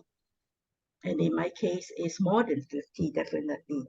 but we do feel lonely. And especially during the pandemic time, that sense of loneliness as we sit in our own homes, tap in, and living alone, that loneliness can be overwhelming. I am going to talk particularly about the loneliness of the elderly people because I'm one myself, and particularly those of us who live alone. I'm a Singaporean, I live alone, and so I'm talking from that perspective. I'm also going to share a finding by scientists from the Duke National University of Singapore Medical School and the Nihon University, Tokyo, which published something in the journal. And they have this center called CARE, Center for Aging Research and Education. And there were very interesting findings there. It mentioned that the CARE researchers in 2016 and 2017, they surveyed 2,000 older Singaporean citizens and PRs, permanent residents. And it showed that 1/3, that is 34%, perceive themselves to be lonely. And those who are 80 and above, 40%. That is one finding. The other finding is that more males are lonelier than compared to females. For the males is 37% and the females 31%. Then the next finding was an eye-opener for me. Loneliness of seniors is also related to the education level. Seniors with less or no formal education, 33%. Higher education, 38%. Above tertiary education, and especially if they live alone, like myself, 43%. So it means that people like myself with post-tertiary education live alone. We are among the loneliest. So I want to ask myself, how then do I cope?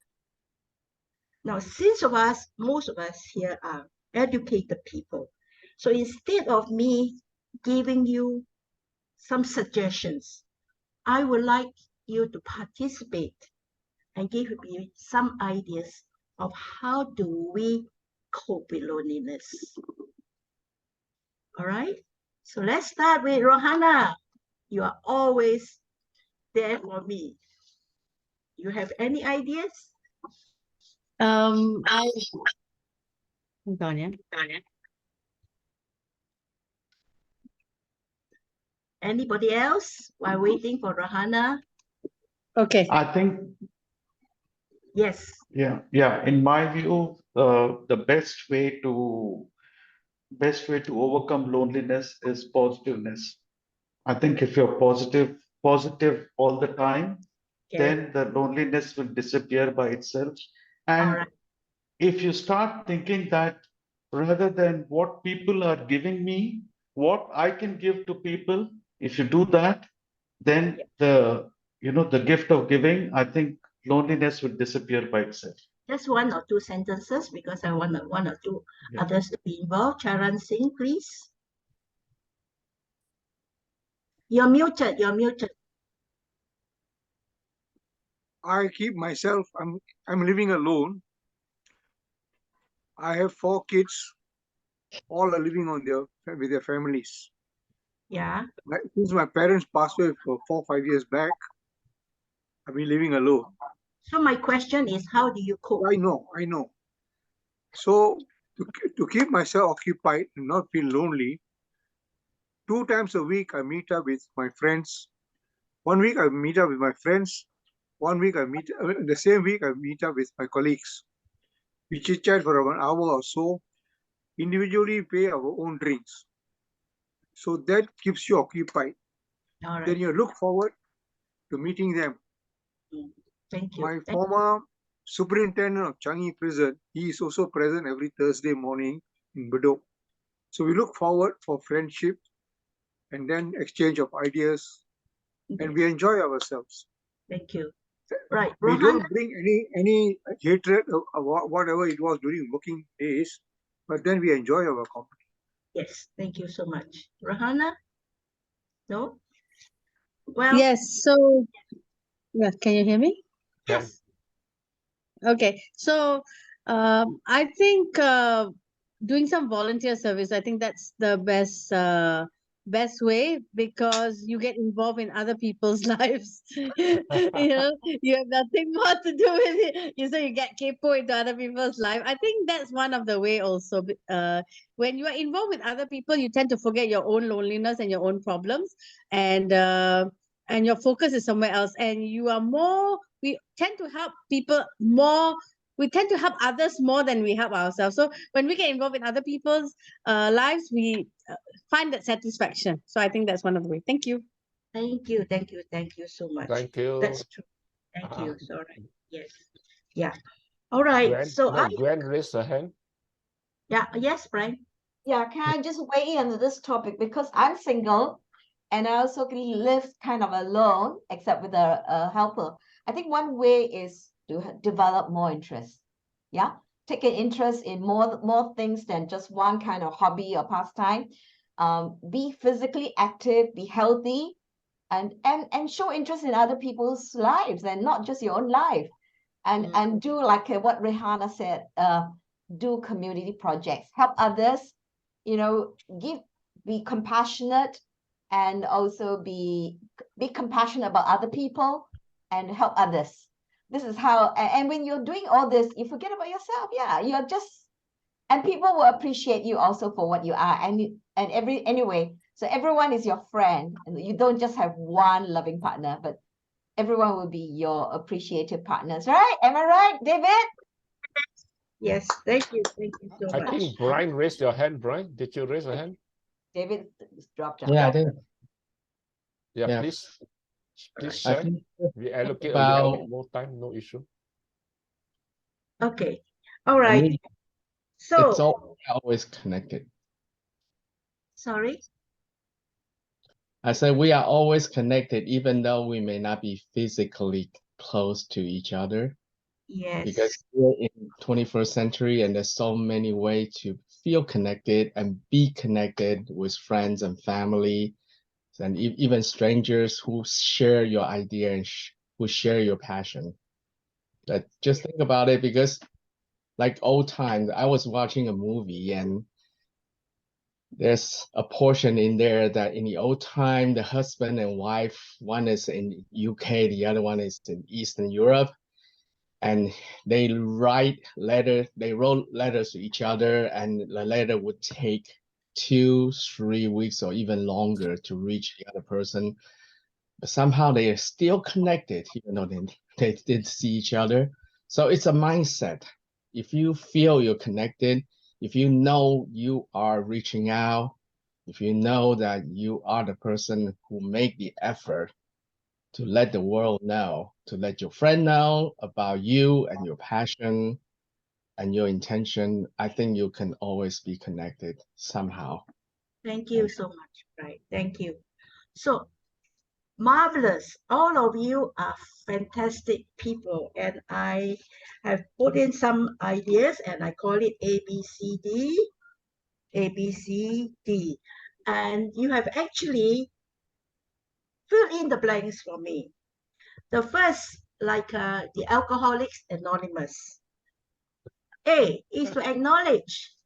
So the Alcoholic Anonymous will stand up there and say, hello everybody, I am an alcoholic. So I have to acknowledge to myself, yes, I feel lonely. I felt terribly lonely when my husband passed away, and I just lie down on the couch, and all I did was just to listen to some Christian music that will soothe my pain. Nothing else could soothe my pain except that music. And so my children came to talk to me, friends talked to me. I wasn't interested because I was empty inside. I was imprisoned until I decided that I should do something. And so the do something is the beginning part, and that is the B. I began to realize that it wasn't the life that I used to live. I was sports, very active in sports. I played netball for my school. I was I swam for the school as well, and in the University of Singapore, I was the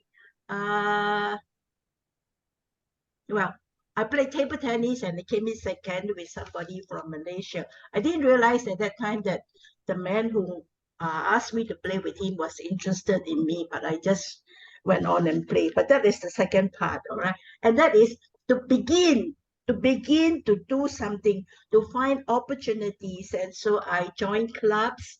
I became a chairperson of a childcare center. Yeah, and joined at Agora. I also joined Toastmasters. So do something about it. The third thing is to connect, like what all of you say, to connect with persons. And one of the persons that we must connect is Ye Ban Ping. All right. He has so many avenues. You whatever you want from here, char kway teow, friends, books, information, he gives it to you. All right. The only thing he won't give me is his bank account and sharing that. All right. Yeah. Then the next thing, the D part is to do something creative. And so I decided to write a book. And so here's my book called Legacy of Gratitude. It was published last year. And it's a combination of plays, stories, and poems that I have written over many years. And so I'm going to read to you one of my poems because I wrote that particular poem as a gift to my son-in-law. And it was meant to be given by my grandson to his father on Father's Day. And the name of the poem is Dearest Papa. Dearest Papa, when small, I crawled on all fours on the floor. My best friend was Thomas the Tank Engine. So were Mama and you, a young man's king. At times, the king and Mama go somewhere to sing. Then there was Ama and Deng. I like Deng Sarah with her pretty long hair. Ama said she remembers those days, Papa. Do you? On evening walks below the Hong Kong condo, you often put me in the pram real low. It was hard to see what was around. So when I grew taller, I found that it was more fun to push the pram round and round, which then drove you out of your wits because you wanted me to just spit in order that you and Mama could shout a bit. Ama said she remembers those days, Papa. Do you? When I could run and with Ama play hide and seek. A nice tricycle you bought, as I was still meek. But soon on cement ground I could scoot on tools. He taught me to be careful, to know the rules. Ama said she remembers those days, Papa. Do you? Now that I've turned a tall 9, I can swim, cycle, and scoot just fine. Pray, may I ask, Papa, when will I get to fly? Perhaps in Qatar, where big planes fly. Ama said I should wait till I'm 18 to try, Papa. What about you? That was written in June 26, 2020. And when I gave it to my grandson, who gave it to his father, my son-in-law said, it's the best present that he ever had. And so my point here is we need to help ourselves to feel less lonely. I need to get out of my own prison by doing something. I need to break my own wall. I do it, very important, regularly. Be consistent. Yes, to be constant in doing the thing that helps us. And so I consistently call my friend. I have a friend who's my age, and she isolates herself. And now she's getting dementia. And every time I call her, almost every week, she will say, who's that?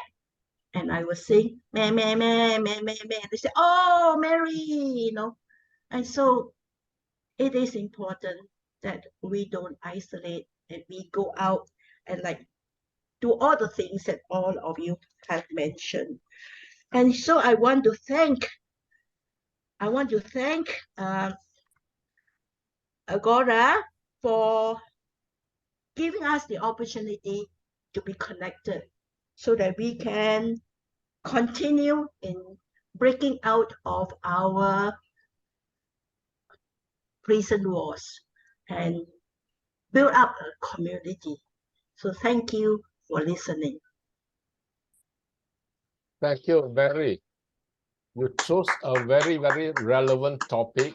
I think all of us should know more.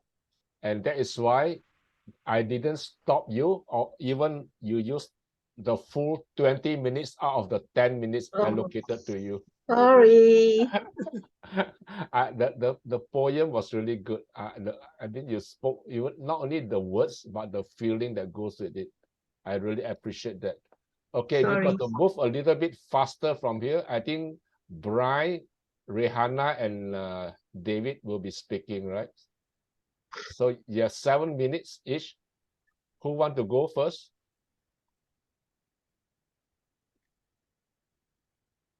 Or if you are not ready, then you save your speech for the next meeting. If Brian wants to go so he can go back to bed, give him minutes, or he can get ready for bed. Give him the time in or whatever. He's probably got to go to work. So, Brian, if you want to go next, then I'll let you go get free. Sure. Okay, Brian, the same thing. 1 minute to establish your ethos, and then 7 minutes to speak. Are you ready? Yes, I'm ready. Okay, here you go. Hello, everyone. I'm Brian Lin. Some of you know me, and I have been working from home since the beginning of the pandemic. And for almost 2-3 months, I didn't leave my house much because I was in the epicenter of the pandemic in the New York City area that over 100,000 people has died from COVID. And for me, it's the time of not really loneliness, but more of a solitude. But what do I do in this time? I did a lot of things.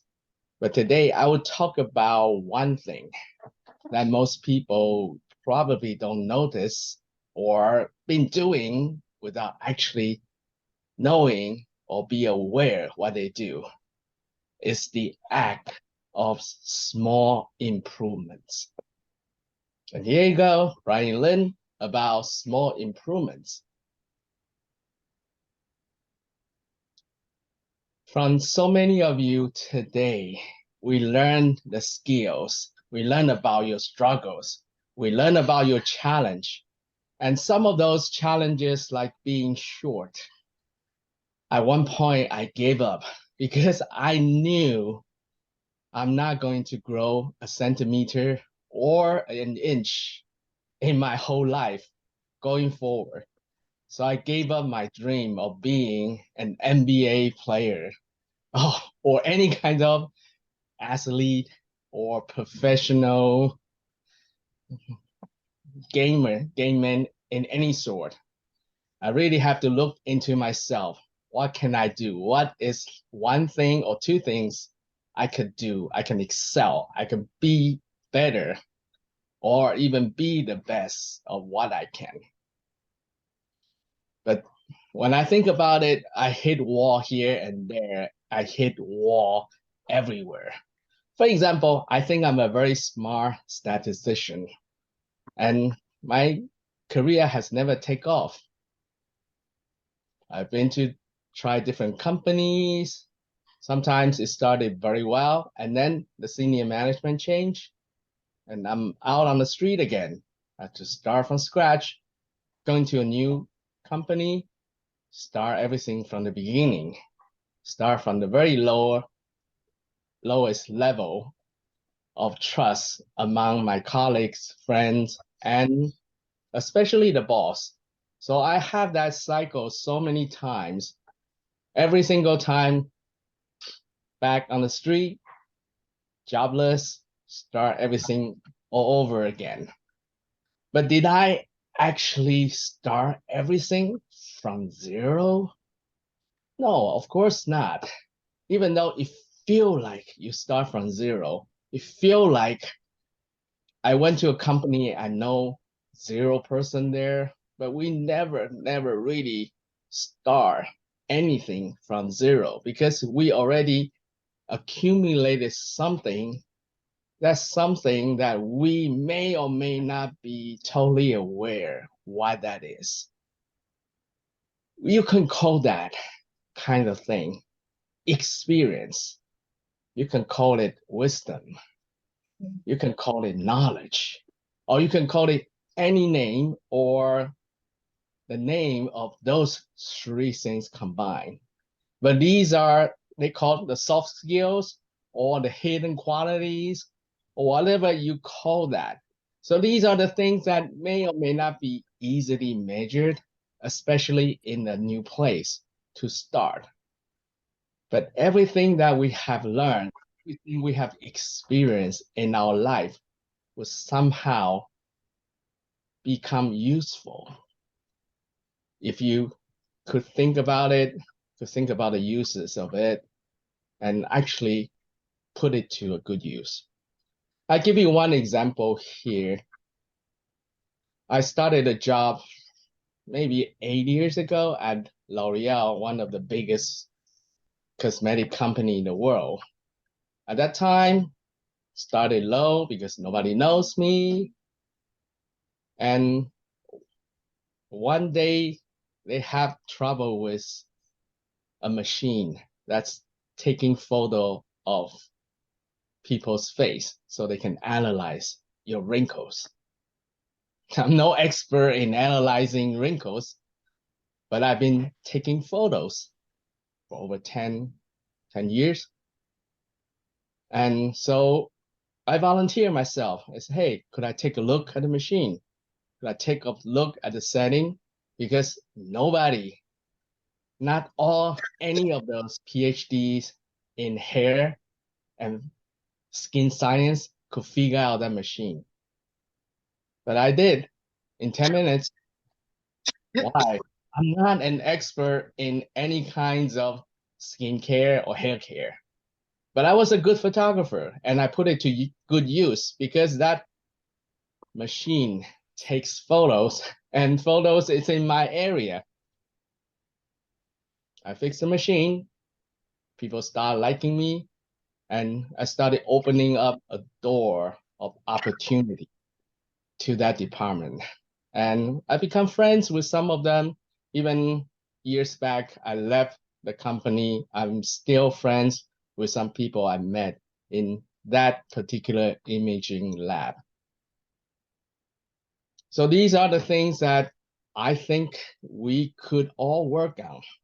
Just think back of our life. We always have struggles here and there. We hit a wall. We have frustrations. We may have breakup. We may have layoffs. We may have something that we have to change our life directions of. But do we always start new, fresh, and zero? No, we don't. We actually don't, because everything that leads to this point is within us. It's in the heart, in your brain. And if we could make a connection to what we are doing, we could put our knowledge, experience, passion, and anything that we have learned to good use. We just have to look hard enough, find the place, find the occasion, find the right people, find the right opportunity to use our skills. Even that may use it only for 10 minutes, but you will never know how that 10 minutes of you doing your thing that nobody can at that moment, at that place, that could entirely change the whole game. Back to you, Pam. 6 minutes, 44 seconds, Brian. Great job. Very, very good speech. I enjoy it very much. I think I can relate to that as well. Okay, let's invite some feedback from our friends in the room. Gwen, you are preparing for speech contest. Tell me how that speech gives you idea on structure and content and delivery. You need to unmute yourself. Yes, thank you, Ban Ping. Yes, I do relate to Brian's speech because he was able to relate to what the prior speakers were talking about. So in that sense, he struck me as a very spontaneous, natural speaker. And his speech also has a lot of speech value, meaning it's true that a lot of times some of us are stuck in some career, whatever you call that, the downturn or wherever, and we are not able to lift ourselves up.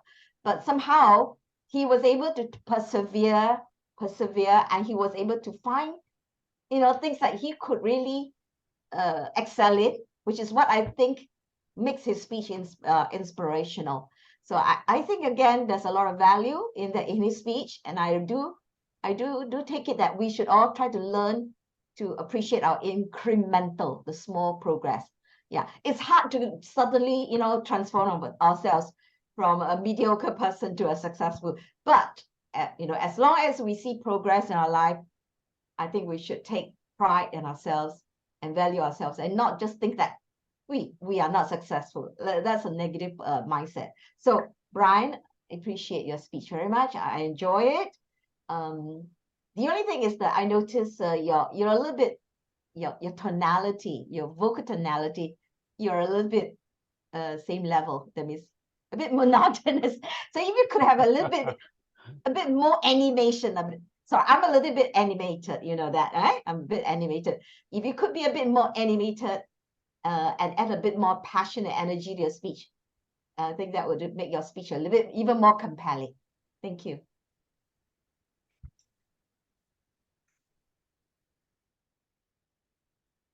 Anybody else with feedback for Brian? maybe I share what Coach Raju go first.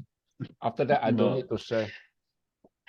Okay, Brian, I think what caught my attention was your opening of the speech because you had a conflict established right away.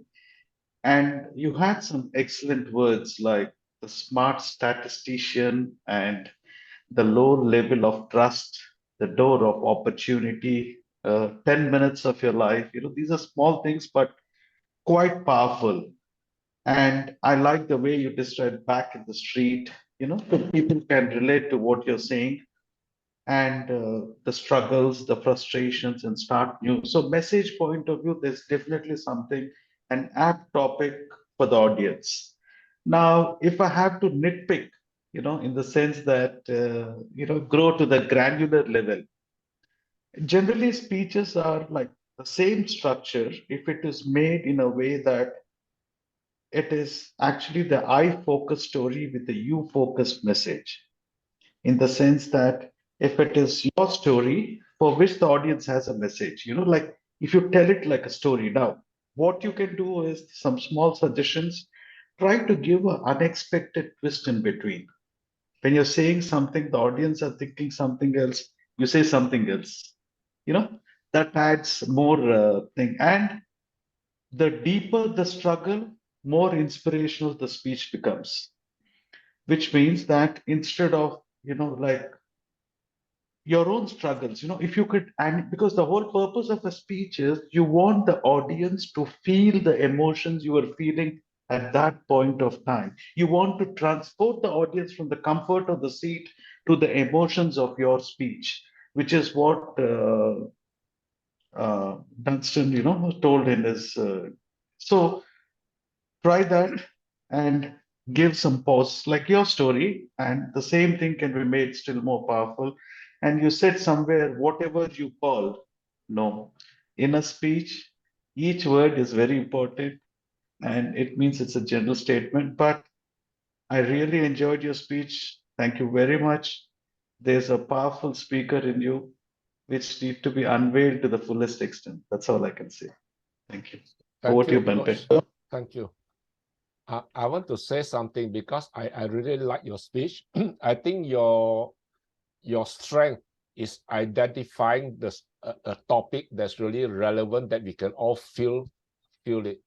So because all of us have gone through ups and downs of life, so when you tell us you have to start all over again, then I tell myself, oh dear, that's my experience as well. Okay, so not only once, but many times we fail, we got to pick up, so that kind of topic selection is in fact very good. And if you look at the Aristotle's 3 pillars, definitely you have the ethos, right? You have the credibility because you went through it all. And then the pathos, you can connect our heart to arouse the emotion. But I think if you can, it's like little waves up and down, up and down. What Coach Raju's suggested is a little bit more like every now and then have a little tsunami, not the little up and down. We want to feel the roller coaster, right? Not the little waves, right? So I think that's very good feedback that we should all pay attention to. And what you say is also logical. The pathos, the logos is also excellent, right? So we can see it works, it makes sense. So I think you got all the 3 pillars. It's only how to develop it into a super speech. So excellent. Thank you very much, Brian, for sharing. Okay, Papi David, are you ready? Okay. Wait, let me just admit someone into the... No, okay, admitted already. Okay, Sen, you got 1 minute to set your ethos and then 7 minutes to deliver your speech. Let's welcome Papi David Haslam. Yay!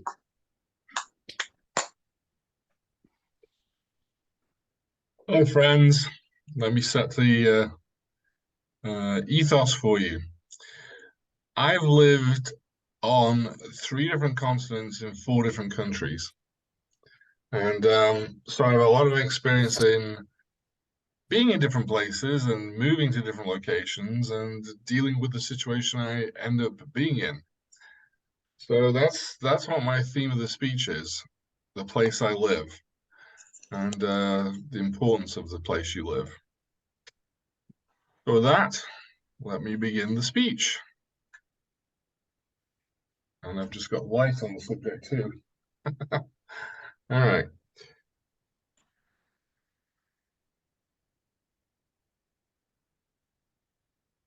How important is the place you live to your general health and your overall well-being? I would say that's very important because I've been through bad places for me personally to live and excellent places for me to live. So let me analyze what you've got to take into account when you decide where you're going to live and how you're going to live there.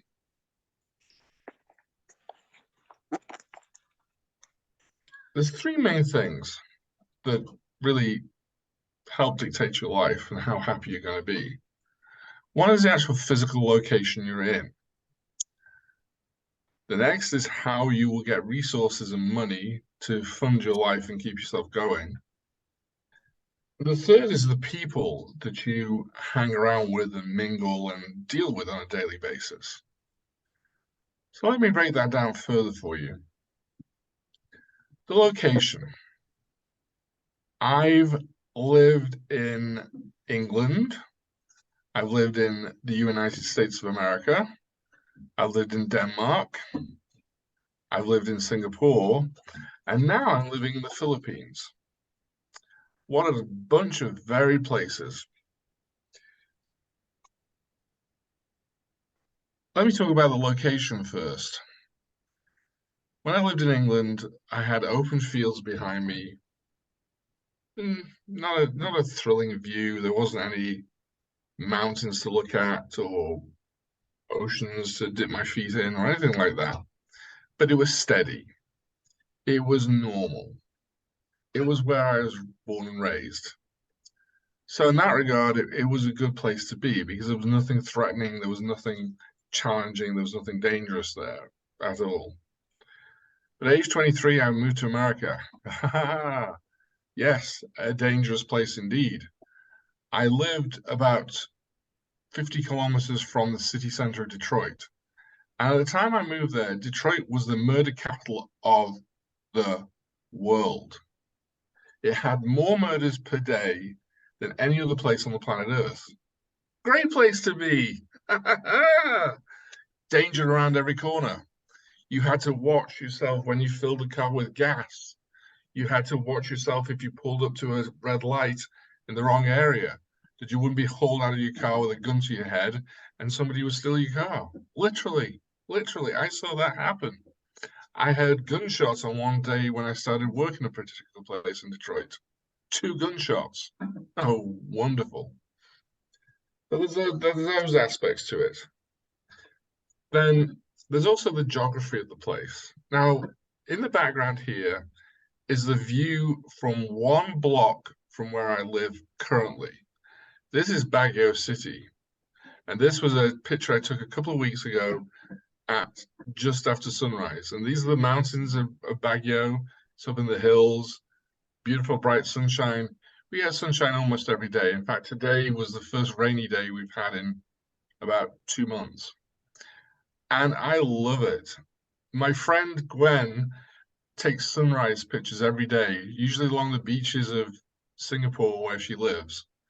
And so recently we've been competing who has the best sunrise view. Usually she wins because she's got palm trees and beautiful cloud formations over Singapore, things like that, and an ocean and stuff. But sometimes I win the day. And that's local to me. I can just walk down there every morning and see this sort of stuff. So that's great. Peace of mind. The other thing about a location is what you're dealing with the geography and geology of the place. I experienced my first 6.0 magnitude earthquake in Baguio City after I'd been here for about 2 weeks. And here I was lying in bed thinking about my own life and whether I would die on the spot or not. Oh, fantastic. It was an interesting stage to go through and an interesting experience. I don't want to have it every day. And I've had aftershocks, and I've been through about 7 or 8 earthquakes since, but all minor ones.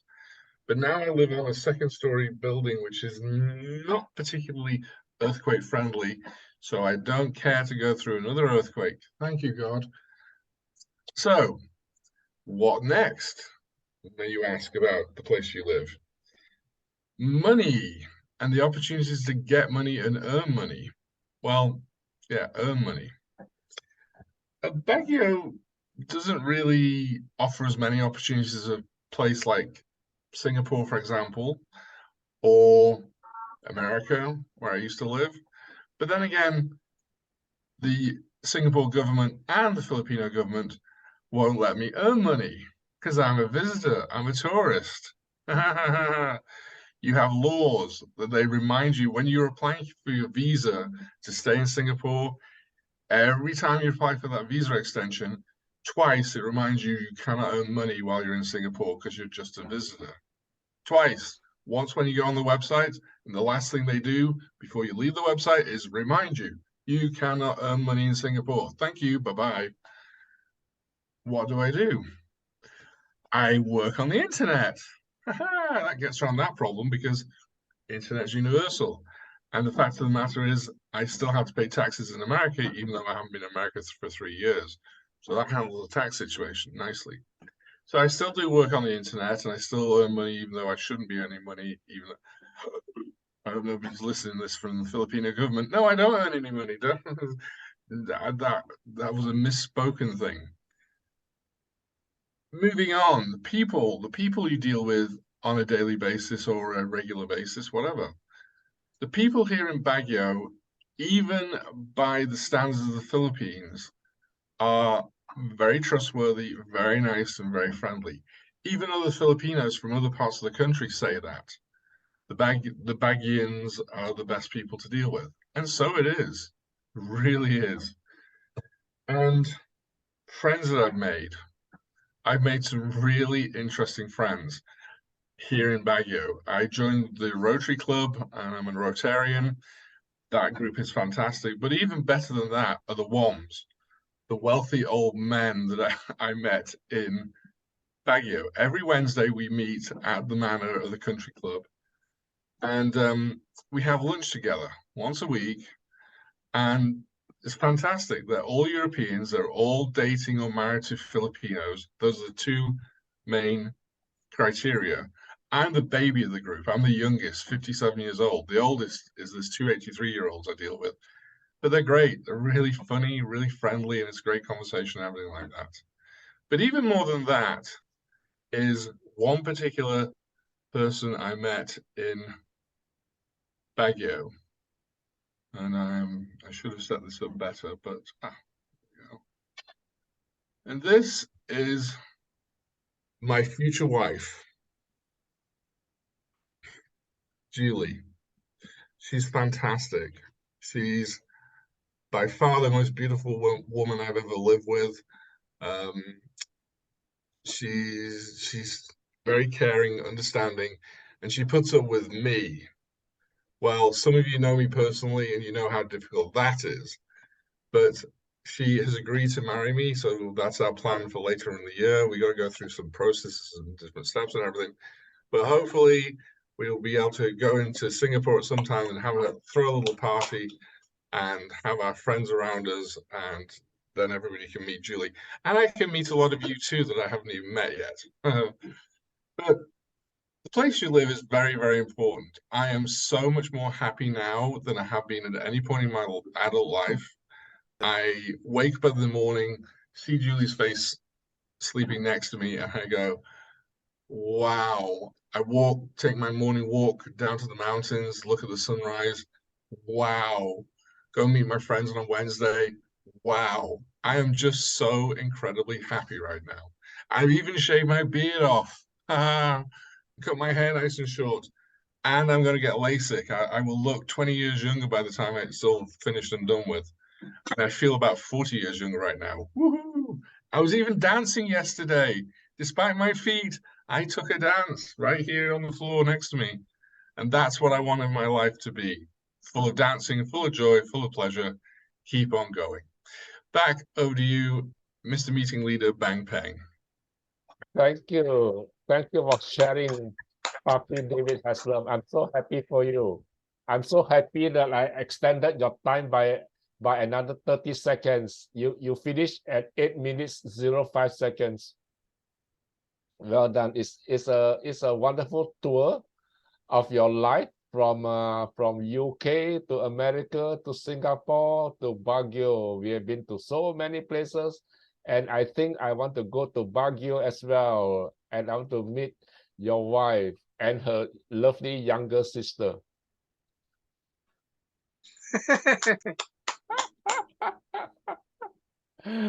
Wow, what a lovely story. I think that is speech contest material, definitely. You got to, I think if you can polish it up a bit, it will inspire many people, definitely. How to get the most beautiful wife in the most beautiful place. Wow. That's the second request she's had for having a sister in 2 days. So join the queue, Bang Peng. I think Brian and Coach Raju and Charan and I, maybe Dunstan as well, will take the next flight to Baguio. Yay! No, just to experience the earthquake. Because when we go back home, I think our wife will give us the earthquake. Okay, any feedback for David? Well, yeah, I was just say congratulations. Wow. Yay! Well done. Such a wonderful news for us. We are so happy for you that you could basically shave your beard. No, just kidding. Happy for getting married and start a new life. Yeah, congratulations. And I think we kind of expect you to talk more about your story with your new wife, and that should be many speech follow this. Yes. Well, I've already been talking to Gwen about this. There's a piece of news which I haven't broken yet, but once it's actually finalized, I've got an even better speech in up my sleeve. So, but hopefully watch this space and you'll learn a lot more. So, and it's just incredible. I literally do pray to God, thank God, every day for the life the way it is now. So, hey, keep trying, everybody. Just keep going, keep trying. Things will get better. Congratulations again, David. Yeah.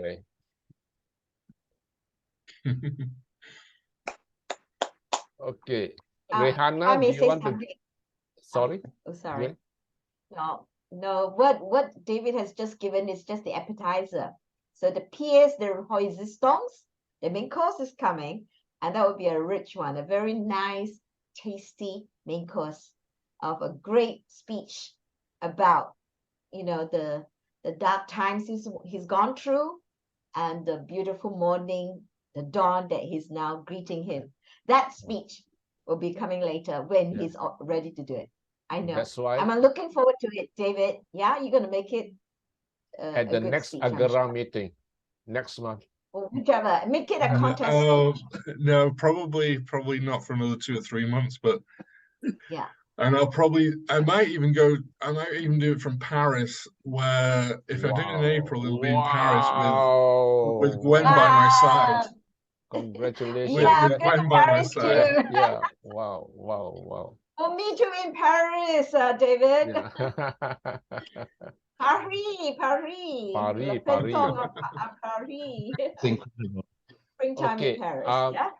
Rihanna, do you want to give a speech? No? Okay, Charan, you want to talk about your diet, right? Charan? I think getting late, next meeting. Okay, next meeting then.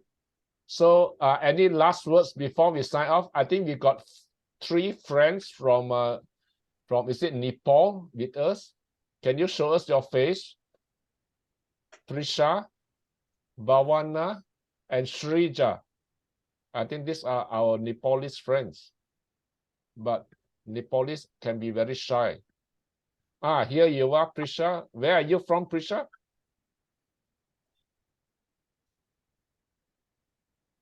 Indeed, you're correct. I'm from Nepal. Hello, everyone. Hello, you look very young. You are young enough to Yes, be David's I am 12 years old. 12 years old. Wow. Yes. And Yes. how long have you been speaking? How long have you been doing public speaking?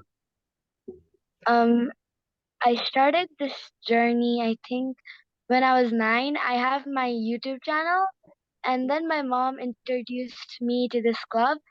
Actually, I'm from Dharan. Dharan is my hometown. So there was this speaking club over there, and even in my school, I had this speaking class. So that helped me improve my skills. Wow. We are very proud to have you among us.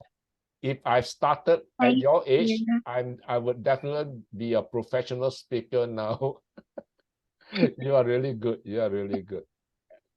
Thank you. Thank you for joining us. You must get the contact of David and Coach Raju and Brian and all this Dunstan Chan. They are excellent speakers with many years experience. They will be a good coach and mentor to you. Yeah, Okay. what about Srija? Show us your face, Srija.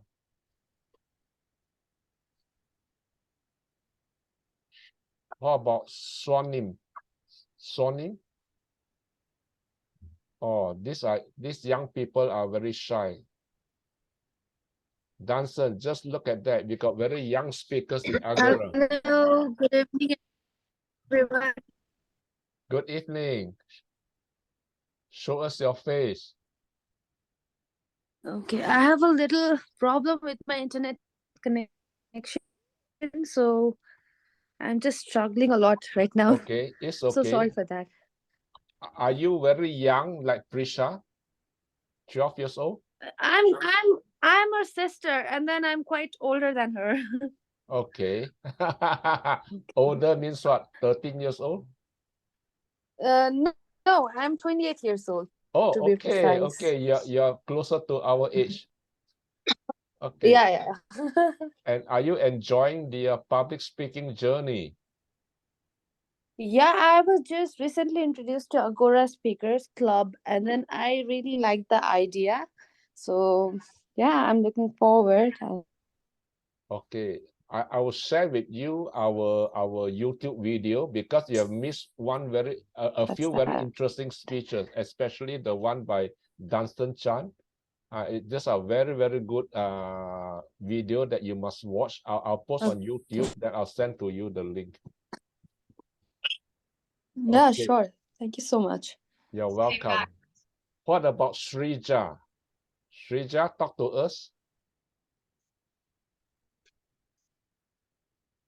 Well, we welcome all of you from Nepal.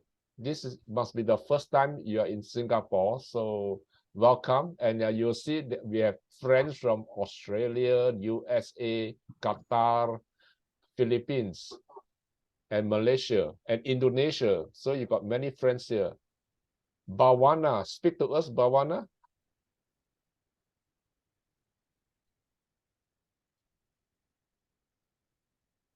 We cannot hear you, Bhawana. Okay, the younger people are not as adventurous as David or Coach Raju. So we let them go this time.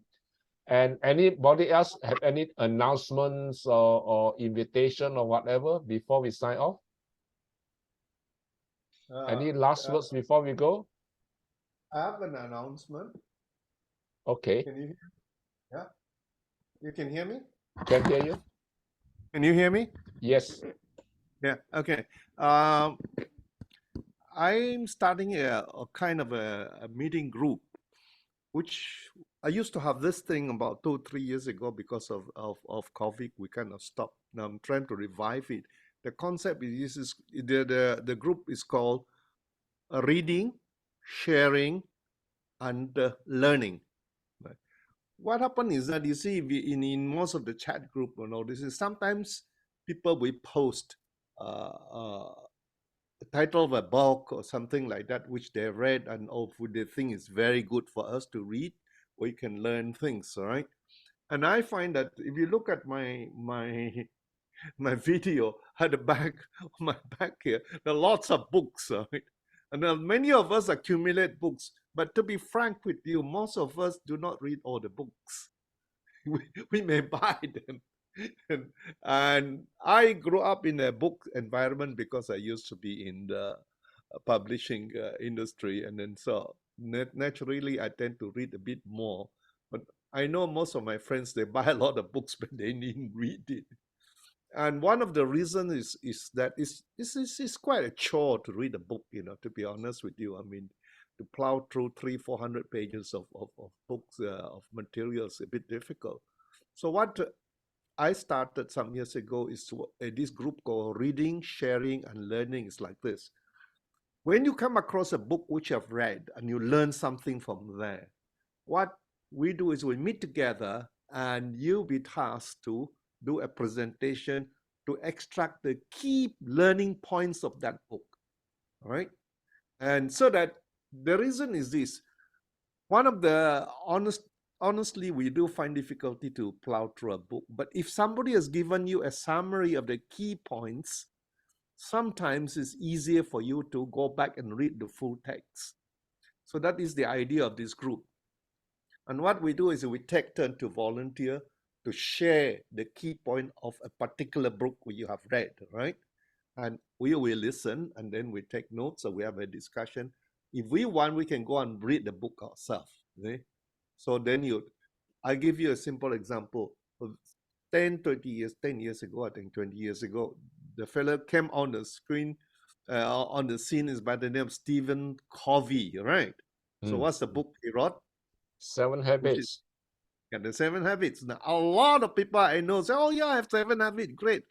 But in fact, I find that very few people actually read through those books, right? And I don't blame them because it's difficult to read through the books.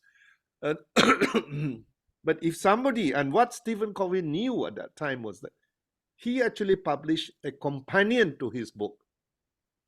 I don't know whether you know it or not. It is a summary of his book. Yeah, no. It's the same material of his book, but very short. It's a note. If you read those notes first, it's easier for you to read the main books. So I'm trying to replicate that kind of exercise. That's why I call reading. I read and I share with you so that hopefully you'll be able to go and read the full book. And then you take your turn. You share some of your major books which you like, right? And that is the thing. And we're having the first meeting now, revived meeting on the 14th. It's online, so it means it can be anywhere, right? And the first one I would share, but other people can take up for the next week. My favorite one is the one I'm going to share with you is called How to Think Like Leonardo da Vinci. All right, he's a genius, was a genius. Now, many people say, oh, Da Vinci is great. But actually, there is a book which talks about the characteristics of Da Vinci. And if we follow that, we may be able to emulate him to a certain extent. And the book is pretty thick. So I summarize it, the key points. So I share with you. There is a reason why we have this kind of things. That's why it's called reading. Then I share. Learning is the last one. I have discovered that one of the best ways to learn is to share. Because if, let's say, for example, I'm going to share with you the learning point of Da Vinci's book, and I have to stand up and speak to you guys, right? So when I read that book, I pick more than what I did before. Like just now, I share with you guys on the 3 pillars of public speaking. Now, if I read it, okay, I understand. But now I'm forced to share with you. Then I have to chunk it, so that the key points. So that is the whole thing. Right? I will send to Ban Peng the notification. It is on the 14th of this month, right? And I will do that. And then somebody, hopefully, from that meeting will volunteer to say, oh, I read this book, it's fantastic, and these are the key points. You get what I'm saying? All right. Yeah. And there's another book which I really want to do, and some of you may have read it. If you can do it, it's called very funny name. It's called Psycho-Cybernetics. How many of you have read that book? Psycho-Cybernetics, right? A lot of people go, oh, yeah, I heard the book, but really it's a very good book. It's written quite a long time ago, 1960s, by Maxwell Maltz. But many famous speakers and motivators now actually base the experience from that book. Anthony Robbins is one of them. All right, the key, and there's some very interesting key points there. And if you, I may share with you in future that one, and then you go and read the book. So next session for this particular RSL, reading, sharing, learning, right? And the first one is how to think like Leonardo da Vinci. And that is the first one. And we do not know what's the next one going to be. Somebody may volunteer. Okay? I think it's Excellent initiative. Excellent initiative. yeah. And just for all the speakers out there, I have put it in the chat box. That's called Udly. You know, that's an app. When you can practice your speech with it, and it will give you recommendation about your rate of pacing, you can. Yeah, it's a second on the book of How to Think Like Leonardo da Vinci. It's one of my top 10 books if you ask me to pick. Yeah. But I think I'm now so curious to read about a book called How to Think Like Dunstan Chan. That would be the next one. Actually, I've written a lot about it, to be honest with you. It may be a bit boring. But as I said, I publish about 500 articles. So my thoughts are all in there. You know? But now I'm losing track of what I've written because I'm not very good in organizing. So now I go to the internet and try to pick them back and archive them. That is my task at the moment. Okay, Yeah, guys. Yes, I ma'am. think I met somebody who was like a newspaper editor in Taiwan, that he did the same thing like you did. He published more than 500 of small articles in the newspaper. So one day he just said, don't bother, just put from this date to this date into a volume. And then he just did 3 books, just pour all his article out and put them in the chronological order and make them 3 books. It's very hard, you know, because you forget what you've written. Sorry about this. I just want to share with you one thing. One day I was searching the internet, and then there is a website, I think it's from China, where they teach people something. These called audio books, right? Yeah. And then this lady was reading an article and about this, and I was listening. I said, "Shit, that sounds very familiar." You know, then I look at it. It was my article published from years before that. Wow. And they just took it without telling me, right?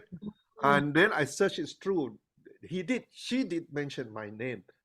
But she pronounced it badly. People usually call my name wrongly. He said the article is called "How Building Castles in the Air." You can look it up, right? Building Castles in the Air by Dunstan Chan. They said that's not me, but they did it. So what I mean is in this modern age, when you publish and it's always online, and you do not know where it ends up until by accident you find it. So that's it. Sorry, Rihanna was putting up her hand somewhere. Rihanna?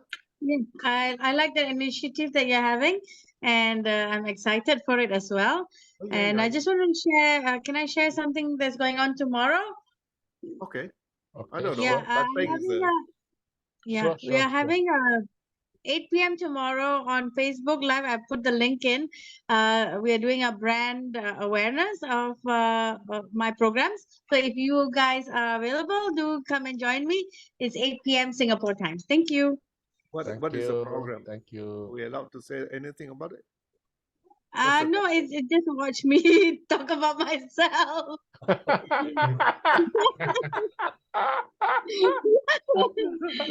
That's branding. That's branding Yeah, for you. that's very Okay. good. That's fine, great, Rihanna. I The think Yeah. Mary 14th, was Mary, you Nelson, want the to raise your hand, 14th Mary? of February is the time is same as 6:30 or 7 o'clock, right? no mine. No, sorry, it's too early for me. I usually do it at 8. I don't know, but you see, you guys are from different countries. Some of you, all right? And 8 Raju, where are 8 p.m. you? may You are be in better. Jakarta. 8 Now it's p.m. 5 p.m. 5 p.m. I in usually do Turkey. at 8 because I do all kind of things during the day. I relax at 8 o'clock. 8 p.m. is better for Brian because in New York it's very early. So 8 Yeah. p.m. is much better for Brian and for Mine Raju was as already well. set on 8 p.m. anyway. Yeah, And I will send the link to Banpeng and you yeah. can I'll circulate. No issue. broadcast it. I'll And circulate. this is online. Okay, I mean, we that's don't good. care how many people Yeah. turn up, you know. Right. And as I said, I have a motive, my own personal motive for doing it. Even if 2% turn up, the fact that I have to speak to them about what I've read, actually, I have internalized the lessons more than before. Yeah, yeah. That's what it is. Yeah. It is the best way to learn. Yes. Yeah. Thanks, man. Probably David will be having a date with his future wife, correct? Bring the wife. Bring the wife. Introduce your The wife. wife. I'm sorry, David, David. you I raise your was hand. David, you raise your hand. Yeah. You want to I say was Yeah, something? I had a was question in for Dunstan Baguio. actually. I had Yeah. a question for Dunstan. Yeah. The books you're reviewing in your group, are they any book or are they all business learning Any related? book. Any book. In fact, I have written a preamble to the whole thing. I will share with you. My own personal take is that it can be any book and even a story, you know, because All right. sometimes you read the Then story and you learn something, you see. Yeah, go on. I'm very interested because I read mainly historical books, some Yes. fiction, Yeah. very little learning books. But I also use ebook or audiobooks right now. Yes. And I think a couple of people have heard me do a speech on that, and that's because medical situations. But I can't read very well anymore. I'm an author and a book publisher, but I can't read. So there's a bad irony there. But anyway, so Anyway, I will see yeah, you thanks, guys. Yeah. Dunstan. Yeah, thanks. Anyway, Thank you. David, sorry about this. I was in Baguio a couple of weeks ago, and somehow other, I never got round to. You know, Baguio was like my half of the the other half of the family grew up in Baguio, so I went back to have a look, and a bit disappointed because the place is really very crowded now. Not what I knew. I went there in Yeah, 1977. Can you imagine how long ago it was? You know. But anyway, that's you personal. But you need to go outside the city center. You don't go in the city yeah, center. It's I was awful. I was there. I was there But for if a you week. go outside, it's a lot better. So Thank you. Thank you. Okay, thank you. Prisha, you raise your hand, Prisha. Is there something you want to say? Yes. Even I am planning to uh do start a club for in my hostel.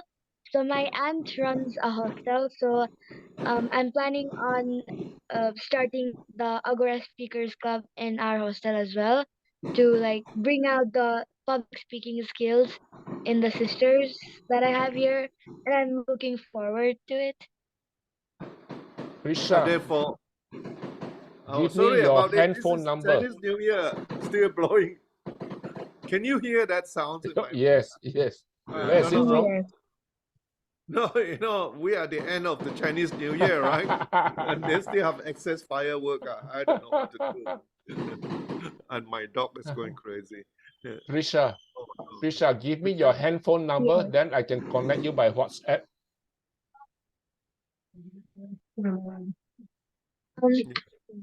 I'll send it. I'll send my mother's number. I don't. Okay, give In me a the number chat. that I can reach you. Okay. and by the way, Prisha, I'm sure you'll get plenty of support and help setting up the club, and especially the first few meetings. We'll help you out by having speeches prepared, helping people and guiding them through the program, all the rest of that stuff. We we love expanding Agora because we're all here. So, and that's what it's all about. This is a great program. And by the way, I want to get Agora Philippines going again. It did exist once upon a time, and I believe we do have a kind of a ambassador for the Philippines, but you know, I really do want to get the Philippines going again. So for obvious reasons. Okay, I can see Rihanna yawning already. So I think it's a signal for us to sign off. So thank you, everyone. Thank you. Thank you. Bye-bye. Take care. Thank you. Thank Good night. you. Nice to see Thank you everyone. Yeah, so see you much. on the Take care. 14th Valentine's Day, 14. All It right. doesn't matter. Yeah. Yeah, Yeah. the best thing is to do is to learn Valentine, and maybe Okay. somebody can share the story of what's the name, the Well, Valentine, and what you learned from the Valentine episode, right? Things Right. like that. I've got a Valentine's Day dinner appointment with somebody very special, so I don't know whether I'll be able to make it or not. Bring her to RSL, the best place to meet. Okay. I think I might be in Okay, big guys. trouble if that's how I spend the evening. Okay, All right. everyone. Bye-bye. Bye, everybody. Bye-bye. Take care. Bye-bye. See ya. Bye-bye. Bye. Bye-bye.